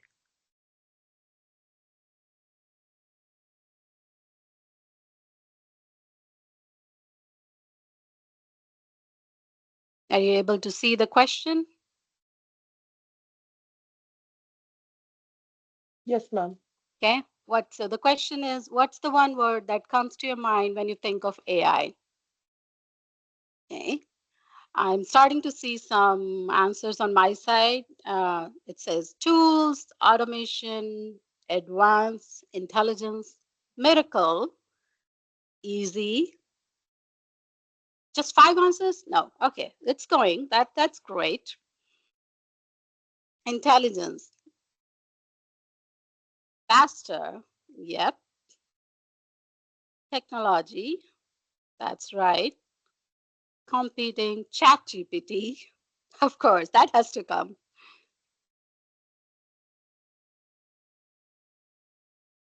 All right, I'm waiting for more. How many people we have on the? We have about 181 people. So the answers have to be a little bit more. I'm only seeing 15, 20 answers right now. All right, intelligence definitely is winning there. That's the word of the day so far. Let's see if that somebody can beat that. Is human. All right, that's an aspect of it we'll talk about today. Automatic, automation, chat, work, faster. All right, some more. Did everyone get a chance to answer, or anyone was not able to get into that survey?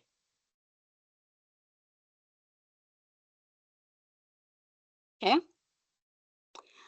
All right, it's still growing. Learning, assistant. Yep, they're all synonymous there. Self. Okay. What else? Intelligence definitely is the winning one so far.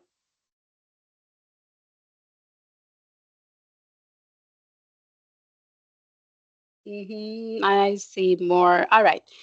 So robot, yes, that too. Google. All right, so I think we have a fair idea. I don't know whether everybody had a chance to respond to it or not. People are still responding, so I'm going to leave it for another 30 seconds or so. But I do have one more question for you guys. So let's just get this wrapped up. Let me go to my next question. You will start to see that on your screen. And no cheating for this one, okay? Let me pop that up. All right, you should see another question on your screen now or on that survey, wholeev.com. Do you see the next question?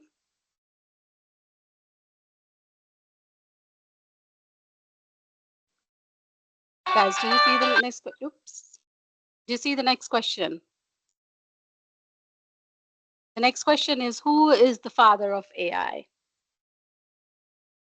No cheating on this one, please. Don't go to Google and start searching over there. John McAtee. That's right. You got it right. Okay, I want to see more answers coming in though. Okay, McAtee. That's right.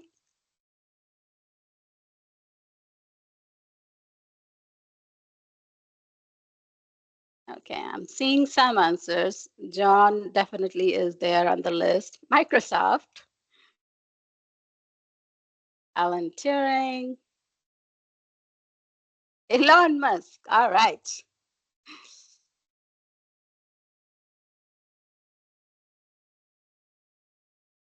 Okay, I think somebody already said it, so we're not going to beat this anymore. So coming to our presentation for today then, this AI. We all have been talking about it so far, right? And many times every day we talk about it. But so you guys all answered as well, like what does AI mean to you, right? It's the debate over AI versus human intelligence has been long captivated our minds across disciplines. In its core, if you think about it, where did AI come from? I think AI came from a human only, right? AI is a creation of human only. It is designed to mimic, assist, and sometimes outperform the human capabilities in specific tasks. But the main question that arises is that how far a human intelligence can go in developing or controlling AI, and could there be a point of singularity where the two converge or diverge entirely? In today's world, right, in understanding the relationship between AI and human intellect is crucial in a fast-paced technology world. It's not even just a concern anymore now for experts. It's part of our life. It's affecting all of us. So as AI capabilities merge with their own, they are shaping the society in various aspects: work, personal life, ethics. You guys were all talking about it. I was able to get onto the call a little sooner, so I was hearing what Arun was talking about. And it's all over the place, right? Whether it is dangerous, whether it is helpful, but it's all over the place. So let's talk about one at a time: artificial intelligence versus human intelligence. So what is human intelligence? Anyone want to talk about what is human intelligence rather than looking at the screen, what's on the screen right now? Anyone want to talk about like what's your thought about human intelligence?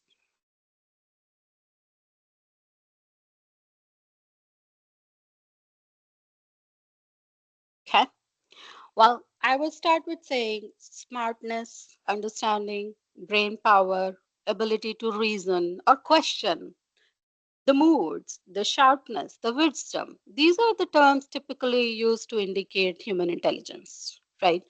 Human intelligence is very complex and has grown over a period of time. It includes skills, reasoning, empathy, being adaptable.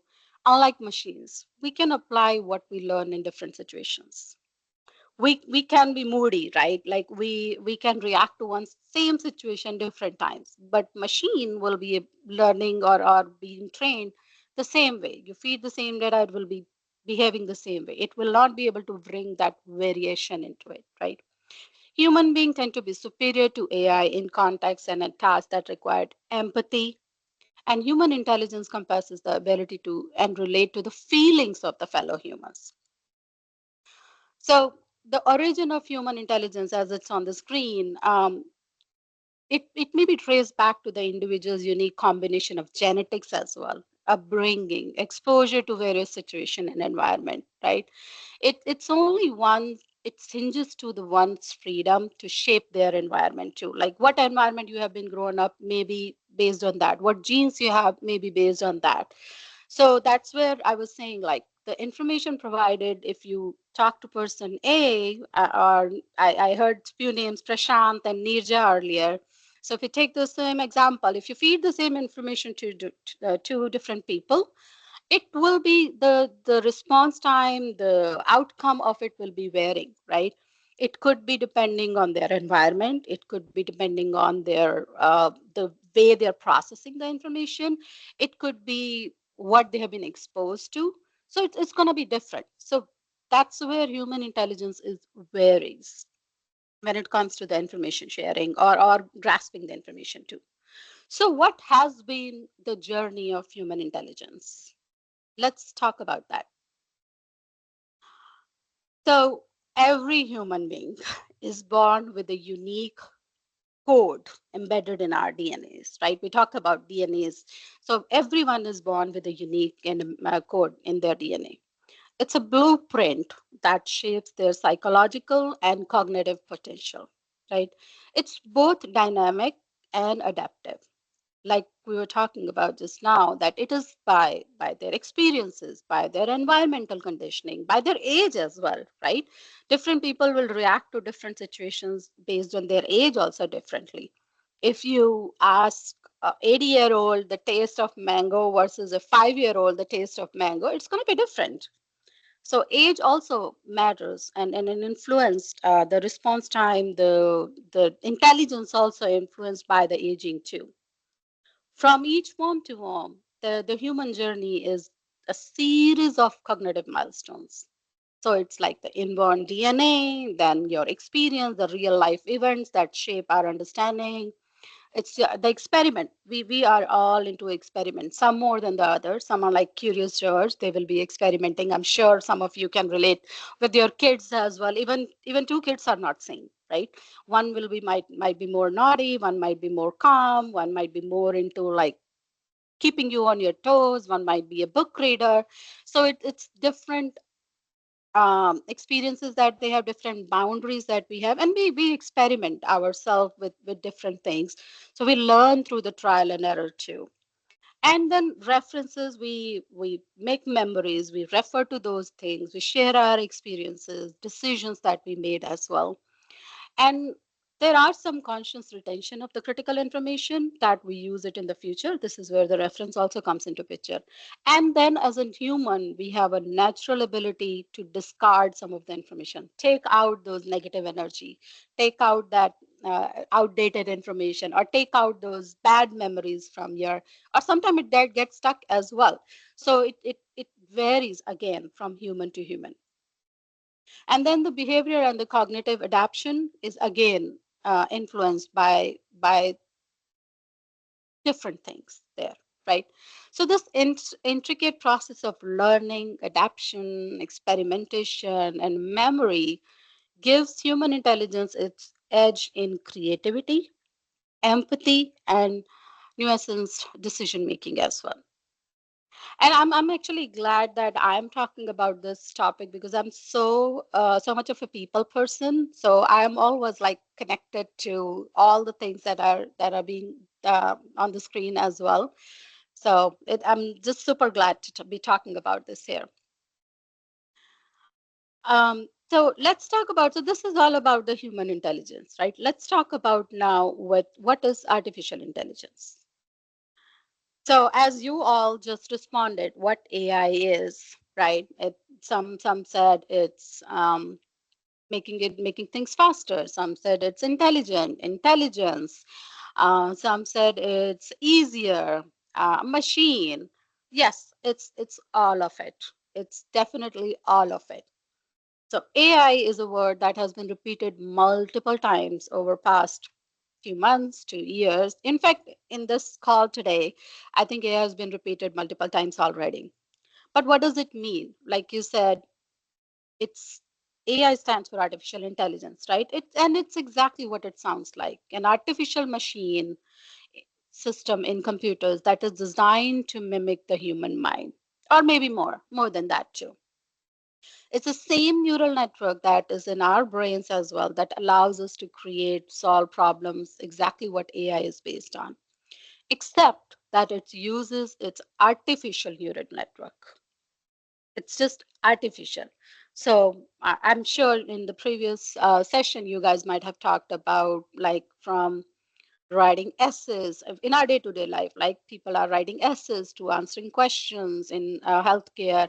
AI can do almost everything. It is changing our world. It will change our world. It has changed our world, right? But is that really what we want? Very artificial, but very intelligent thing?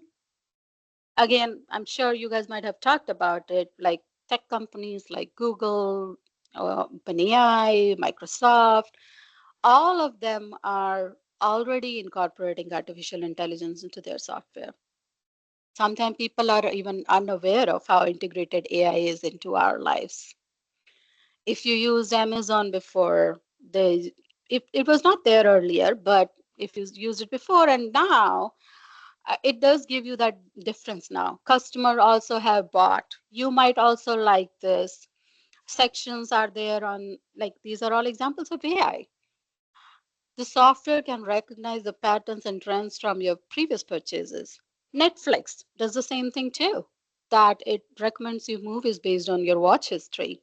What kind of Facebook does it all the time based on what you're watching. It gives you a recommendation. It keeps showing you the videos. If you're watching a video about a dance, it will keep on showing the videos about dance. If you follow a web series and you watched a video, it will start showing you all the videos of that.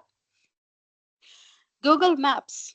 I heard that discussion earlier as well, and I was like shocked when it happened to me as well a couple years back.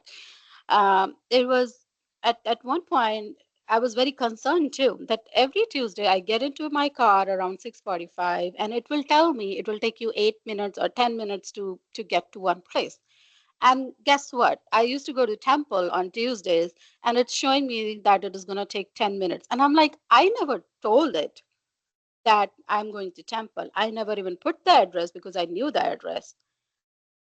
But it's just started to, it's so whether you like it or not, and this is where I think it start to get a little bit concerning and dangerous as well, that without your permission, it's listening to you, it's tracking you, it's running their program on your data. Again, a couple of years ago, I was actually blown away by this, that I was in the BI conference only, and this ThoughtSpot was talking about natural language processing. I think it was around the time of GPT-2 or something that came up, and it was like, you before you even finish your sentence, it will finish your sentence for you.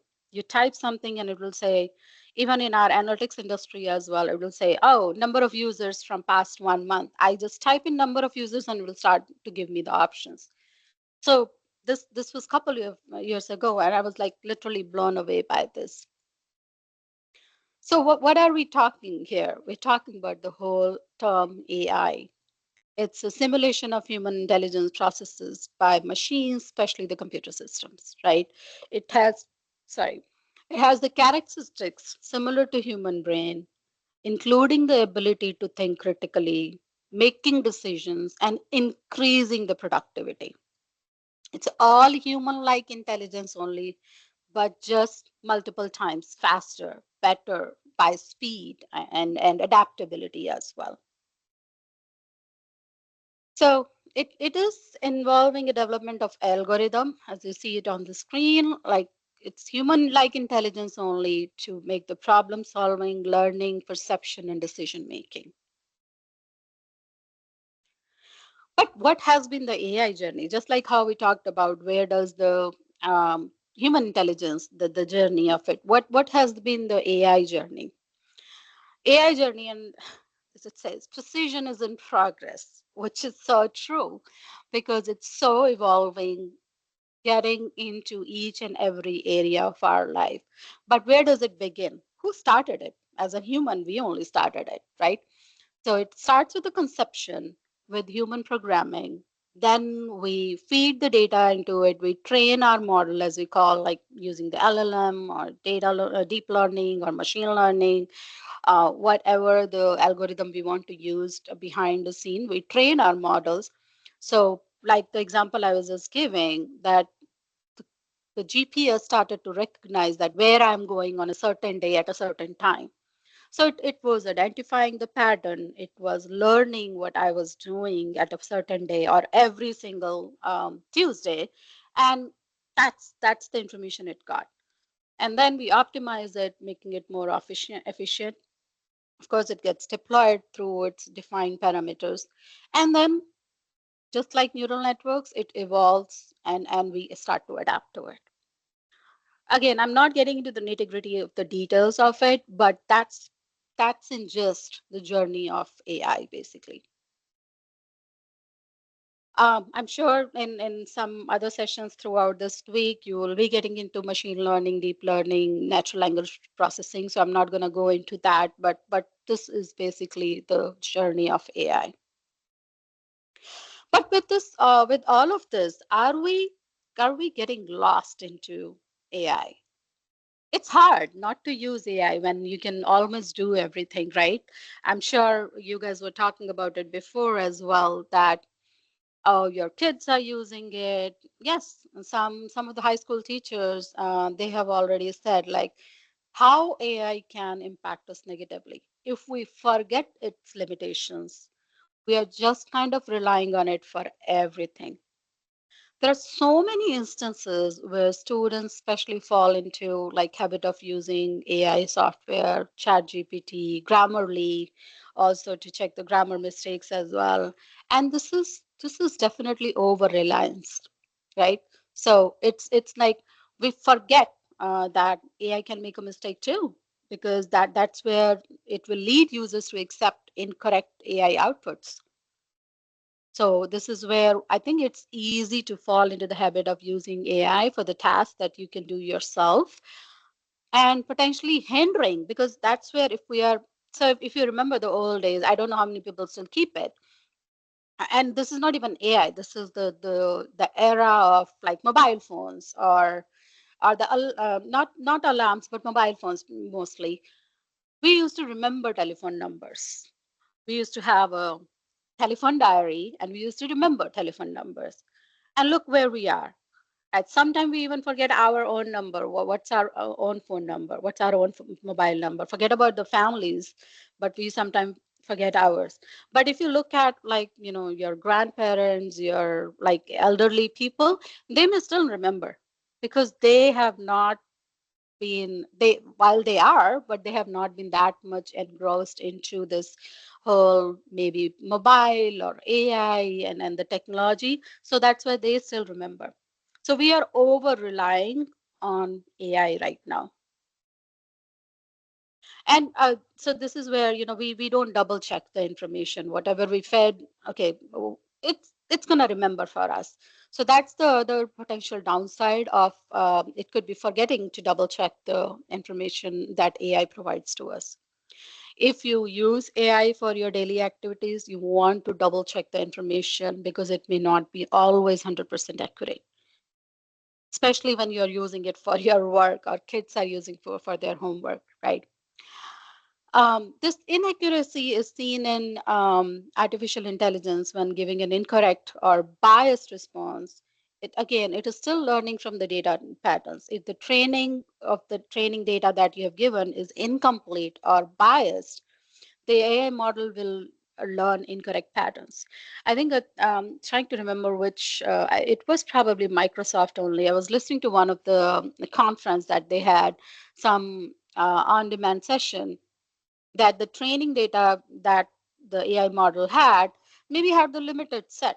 So when somebody asked a question to AI that, can you give me the top 5 candidates for becoming a CEO for a startup company? It started to give like only, and I'm talking about US, that it started to give only male members, and that to only American people, right? While there is a diversity of people here. So the point here is that it was not trained with enough information. So that's why even though you're getting an answer and you're relying on it, but it may not be true, because the information, the training that has been done on like very basic sample of the data, not with the full-fledged data.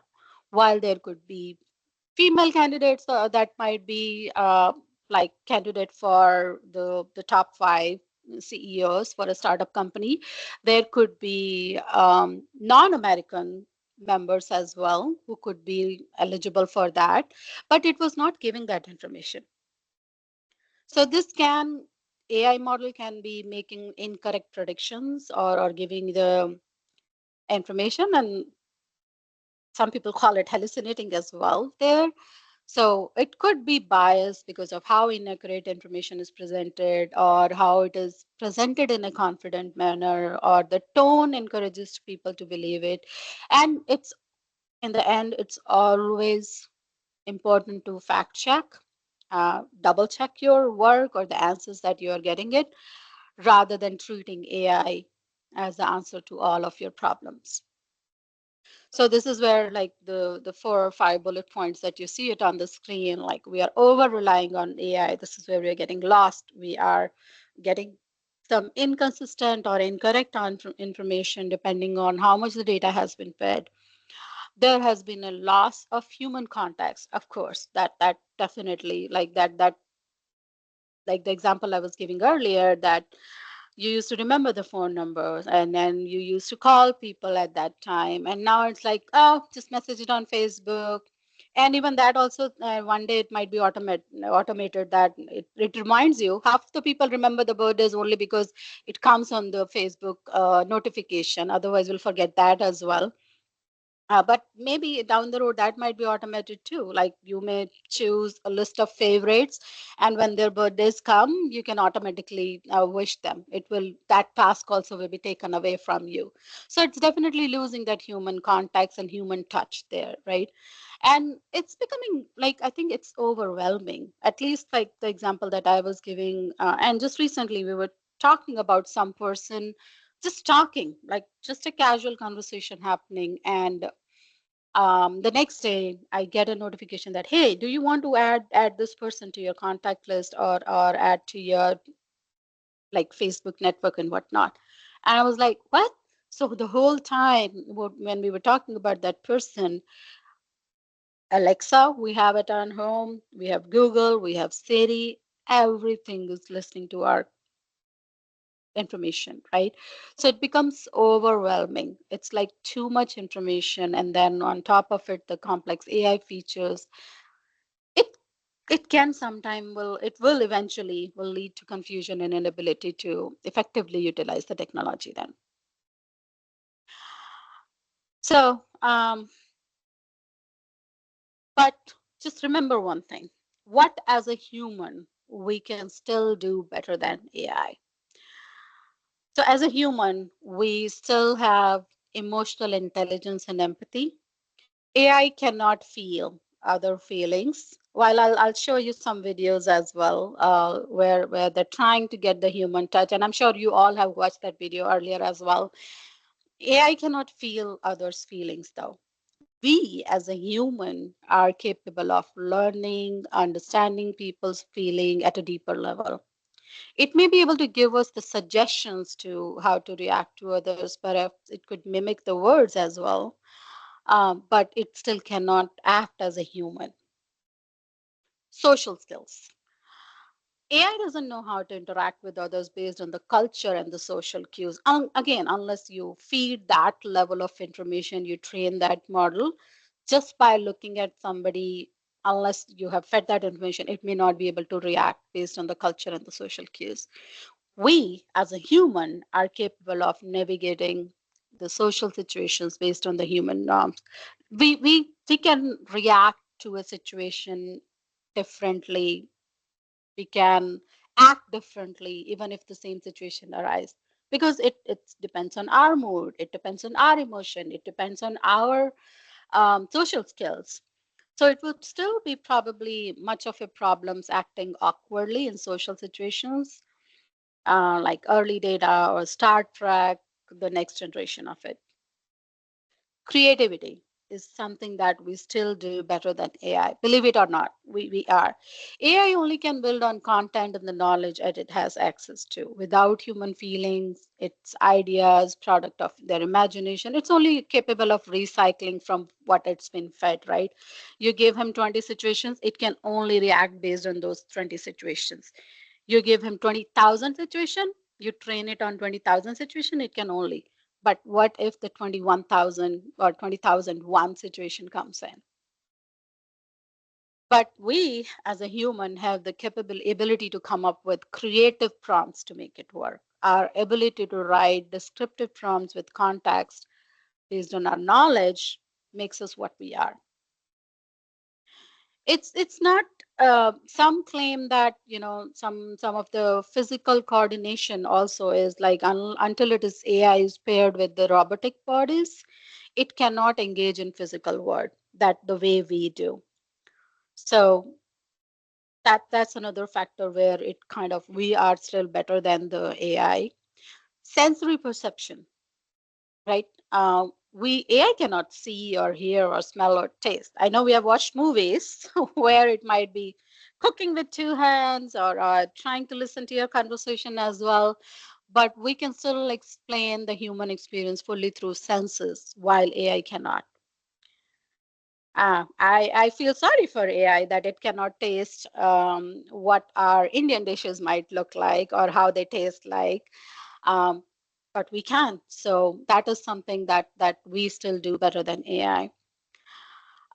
Perceptive and imagination, perspective and imagination. Like, we cannot take those senses mentioned and share our perspective and fuel our imagination where AI cannot. These are all where we have tactical advantages so far.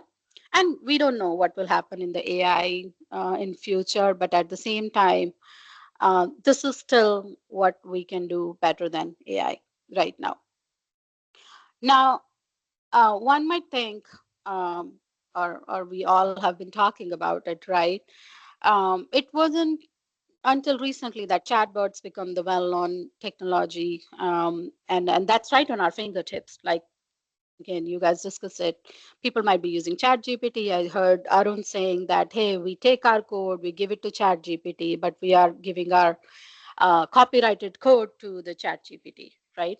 So it was the first, GPT was the first chatbot that was given to people, to idea of chatbots as a virtual assistant that seems like having a conversation with somebody who can provide answers to almost every question. This is where I'll show you that video. I'm pretty sure you guys have all seen it before.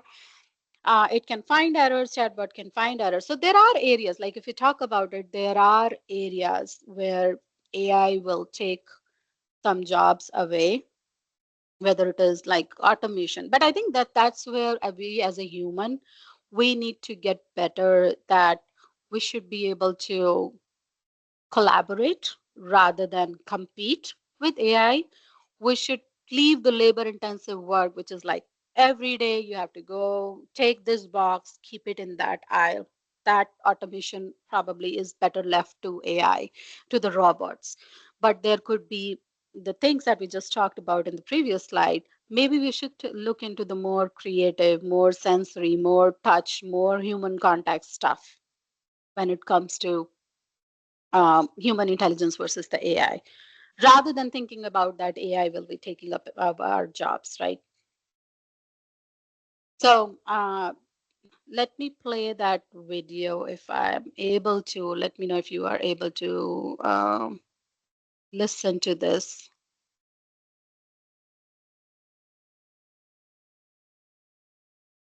Are you able to hear that? Were you able to hear that? Can somebody say a No, no, yes no, or no, no to no. me? No, No. ma'am, No? no, no. Okay. All right. I'm gonna send this link anyways to you guys. So, but this was all maybe you can see this video, and because it's all subtitles are also there too, but this is all about you're asking Google. I'm pretty sure you all have seen this, but this was all about Google Assistant is making a call to the salon to make an haircut appointment for a woman. And how does Google Assistant react to it? It's better to be heard, but let me just play it. It's very small. It's a very short one.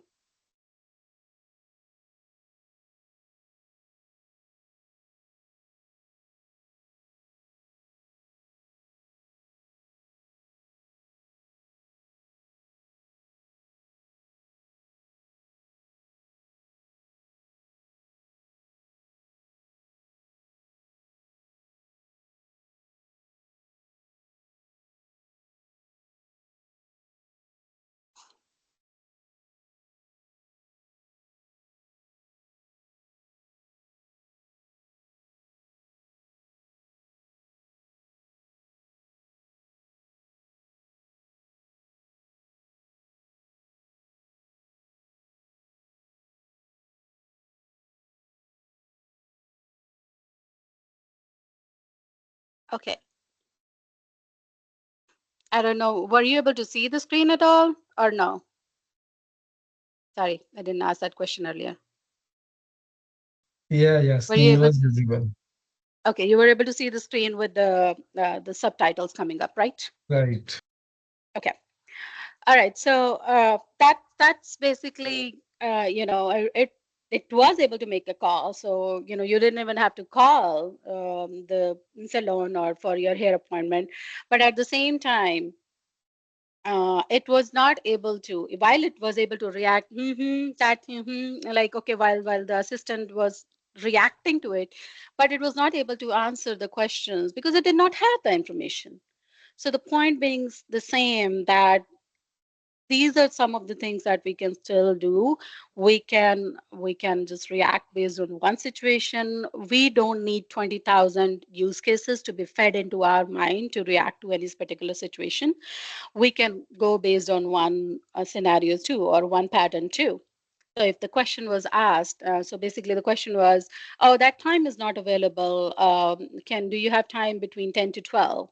And the salon person asked, hey, what do you want to get done? Depends on what services you're looking for. Just because the AI was not fed that information, that what services the person is looking for, it cannot answer that, right? So I think that's the limitation we always need to keep in mind, that while AI can take up our jobs, there are still some barriers there. There are still some limitations there, and we should always keep that as an advantage for us and get better with it. So with that, will AI replace humans? Well, yes, it has the capability to replace humans, but it's natural to wonder about this future as well.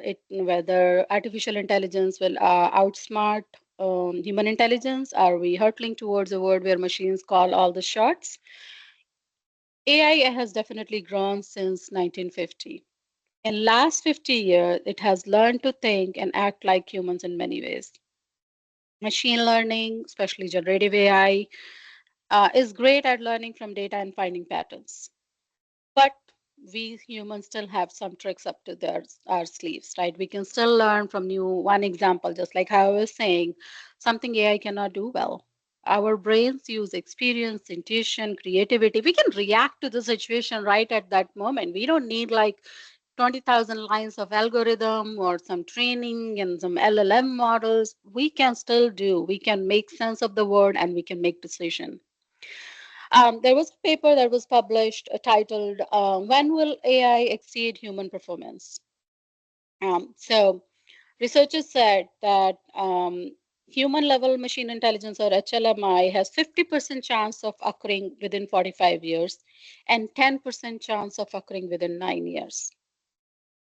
So AI is not a replacement for human intelligence. It is a tool that we can help use to achieve our goals, but we need to ensure that we help it use it responsibly and ethically.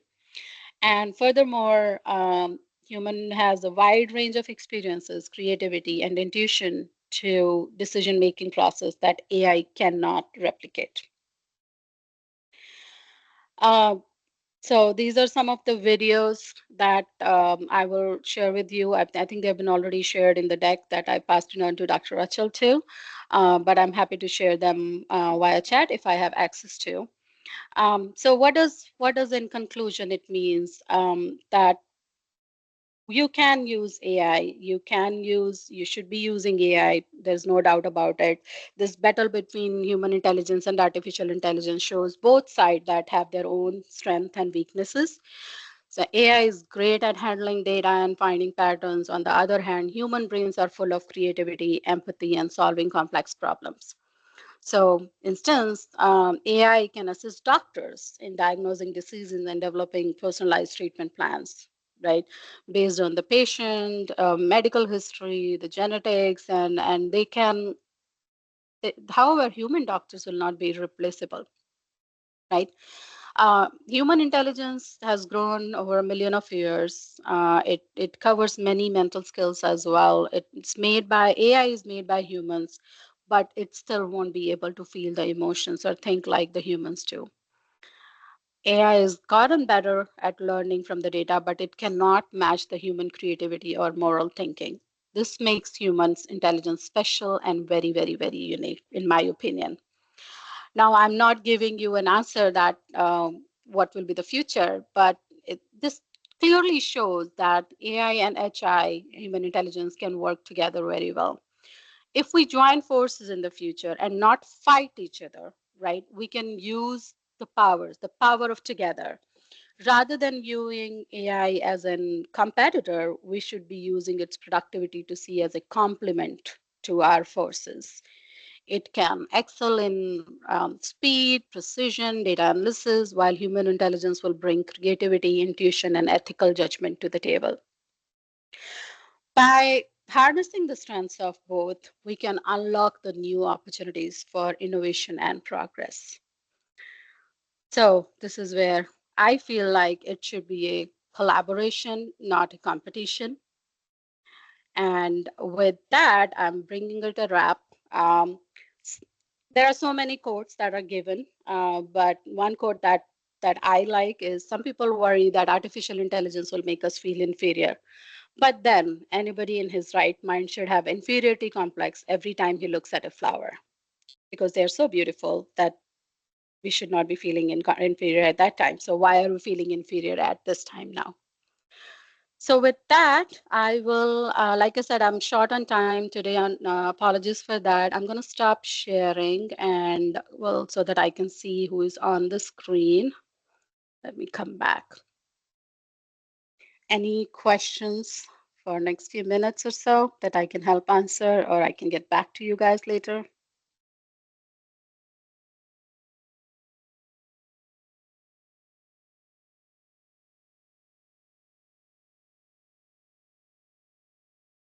Okay. All right. If they Looks raise like a their wrap. hand, I mean, if, in case they have the question, they can raise their hand.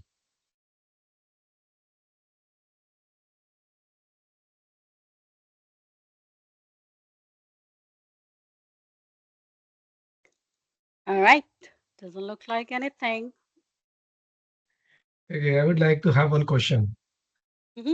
Probably, I mean, at Gartner, I mean, I'm talking about the company, though precisely not taking into it what they actually does, but probably we recognize that particular company who is more into the research and giving advisory. Mm-hmm. How they have actually taken over the period of time looking into these AI's prospects to give more insights. Great question. So we at Gartner have taken a very cautious step, I would say, when it comes to AI or generative AI these days, definitely. We are, so in fact, just to be clear, right? For a couple of months to almost a year, when ChatGPT actually came up, we were told to not even use it in our environment, especially in Gartner environment. We were like all prohibited basically from our laptop to use ChatGPT. It was blocked for all of us. Over a period of time, they provided us guidance because it's an open AI, right? People can do anything that they want to do, and it can harm the industry, it can harm the well-being, it can go in any direction for that matter, right? So that's the reason we were prohibited. But then later on, some guidelines started to come in. But that was mainly for the normal, like general public. But our analysts who like write the documents, who make the inquiries, we are using AI up to a certain level. I'm not going to say that up to like, so we are using it to write our documents. As you know, in the research and advisory business, our main is like creating the documents for our users. So let's say tomorrow some mom and pop shop want to set up a cloud for their shop, right? So they also reach out to Gartner and say, hey, I want to set up this, or I want to move from like Oracle to a cloud system, legacy system to a cloud system. Can you help me with that? So we do provide like inquiries, and we do give the documents too. That's the part of our services that we provide to the clients, so they can reach. And as part of that, we are using AI, so like to write the documents, and that's where we are taking, instead of as a using the human, like we are trying to do the labor intensive work with AI. Take a look at all the documents together, get the keywords out of it together, and then create a new document out of it. So that's just one example I'm saying, and similarly we are using that in the inquiries too. Like some, because inquiry is what it's supposed to be like, you can have a one-on-one interaction with an analyst of Gartner. And that's also somewhere we are trying to use AI. We're trying to gather all the information about the client so that we understand the client better when we talk to that person. And that way we'll be able to provide more actionable insights to them, rather than just having another information gathering session with them. So yeah, again, various forms and shapes we are using it, but still being very mindful and very cautious about it, because it can go in any dangerous direction too. Um, I see another hand raise.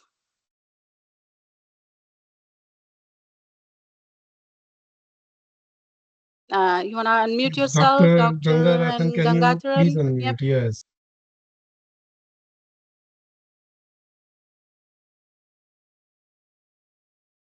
Okay, maybe having difficulty unmuting.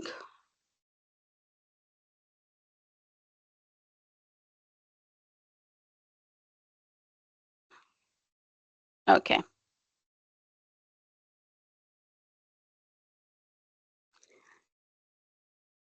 Anyone else in the meantime?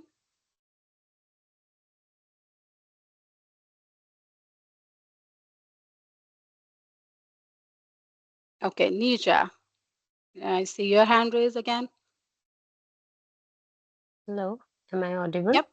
Yes, you're audible. Ma'am, Can hear just you. want to know, as you having a very strong profile, as I'm also from finance background, I did my PhD in finance.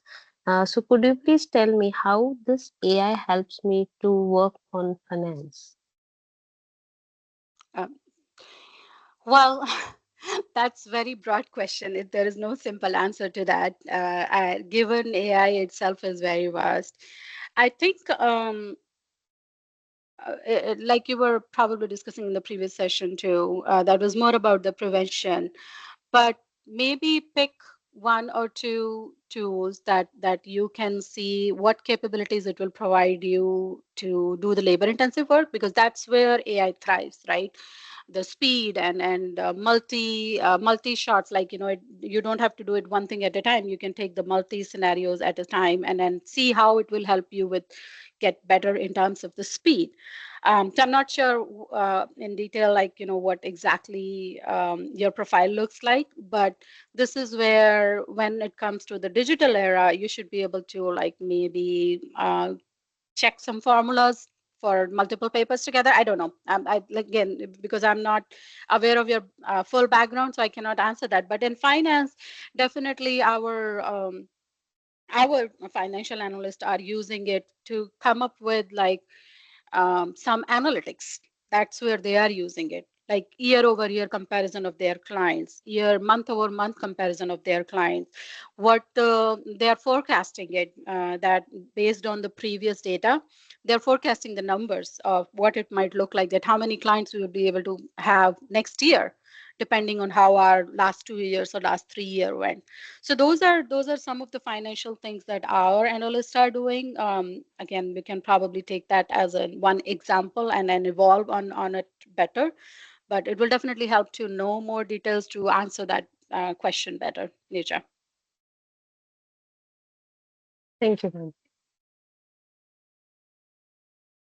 I still see the hand raised, but I'm not sure if the person is able to unmute. So maybe Dr. Achal, you can reach out to me if there is any other question. I have to actually drop at 10. I do have other meetings at this time. So thank you so much for having me here. Really appreciate it. Thank you. Thank you so much, ma'am, for that informative presentation. And with All right. this, we Yep. Go ahead. Sorry. sorry. With this, we conclude our day 2. Thank you all the attendees for your participation. We look forward to seeing you tomorrow for day 3, which promises such engaging and enriching sessions. Have a wonderful evening. Thank you. Thank you, Karuna ma'am. Thank you very much.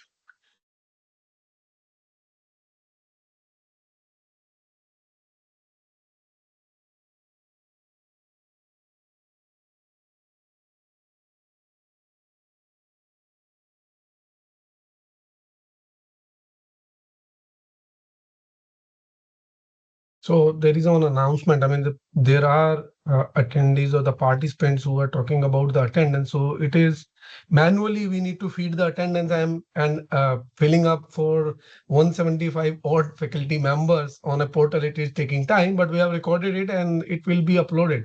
Probably you'll find it out on your portal soon.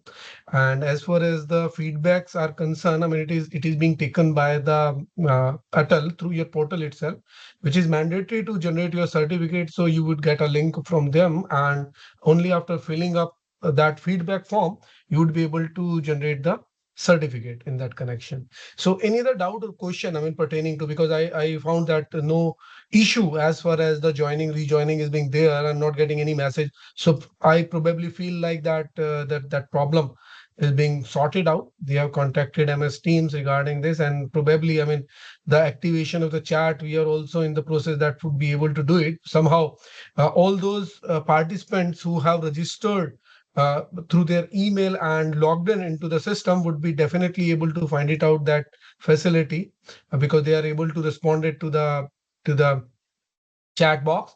But for the participants who have joined through their alternate email ID, so we are struggling, I mean, in providing that accessibility. I mean, if the same thing is being there, allowing them from the lobby to the system, that is again being one of the issues. I mean, all the good guests being allowed automatically to the meeting. I mean, in case there is a disconnection, they can automatically rejoin.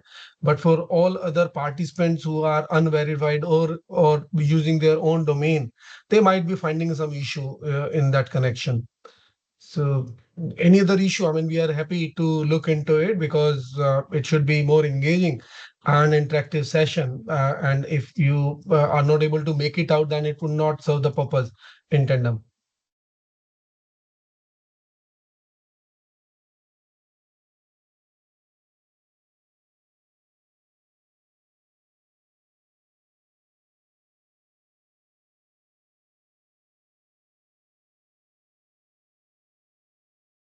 I hope there is no query as such, right?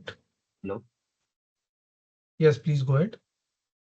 Sir, can we get the PPTs that Yeah, are surely. I mean, they will be uploaded on the ATAL portal itself. I mean, all these PPTs will be there. They will be available to you. okay? From the getting these PPTs, we need to the login in the ATAL portal. Yes, yes, yes. I mean, all the PPTs will be uploaded there. So they are the uploaded and downloaded from the my user ID, or you have to created one separate ID for that. No, I mean they on the portal itself where you have logged in, you would be getting an option to download those PPTs. Okay, thank you, sir. Yeah, even recording of these videos will be made available very soon. Yeah, of course. Thank you. Thank you. Hello, sir. I have an issue. Yeah. Like yesterday also I was not able to connect with my own email ID. So I have joined with another email ID. Although I have mentioned the name, Oh, my no name. problem. I mean, we will be able to pick it up from the name itself. I mean, there is no issue in it because those Okay, okay. registered name Because there today with the also same I name, am right? taking this meeting, but from the another Gmail ID that is not of yours. So that's the No issue issue, man. only. No issue. No Okay, issue. I okay. mean, only for that reason, probably people are not being looking at the guest input. I mean, they are external or verified for us. We realize that it is not being the registered ID. Yeah, yeah, yes. Thank you, sir, for this. Yeah, sure, man. Thank you.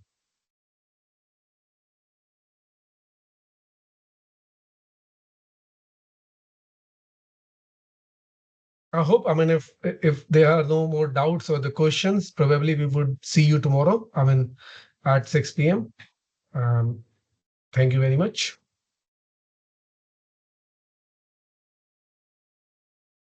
Thank you, sir. Thank you. Thank you, sir.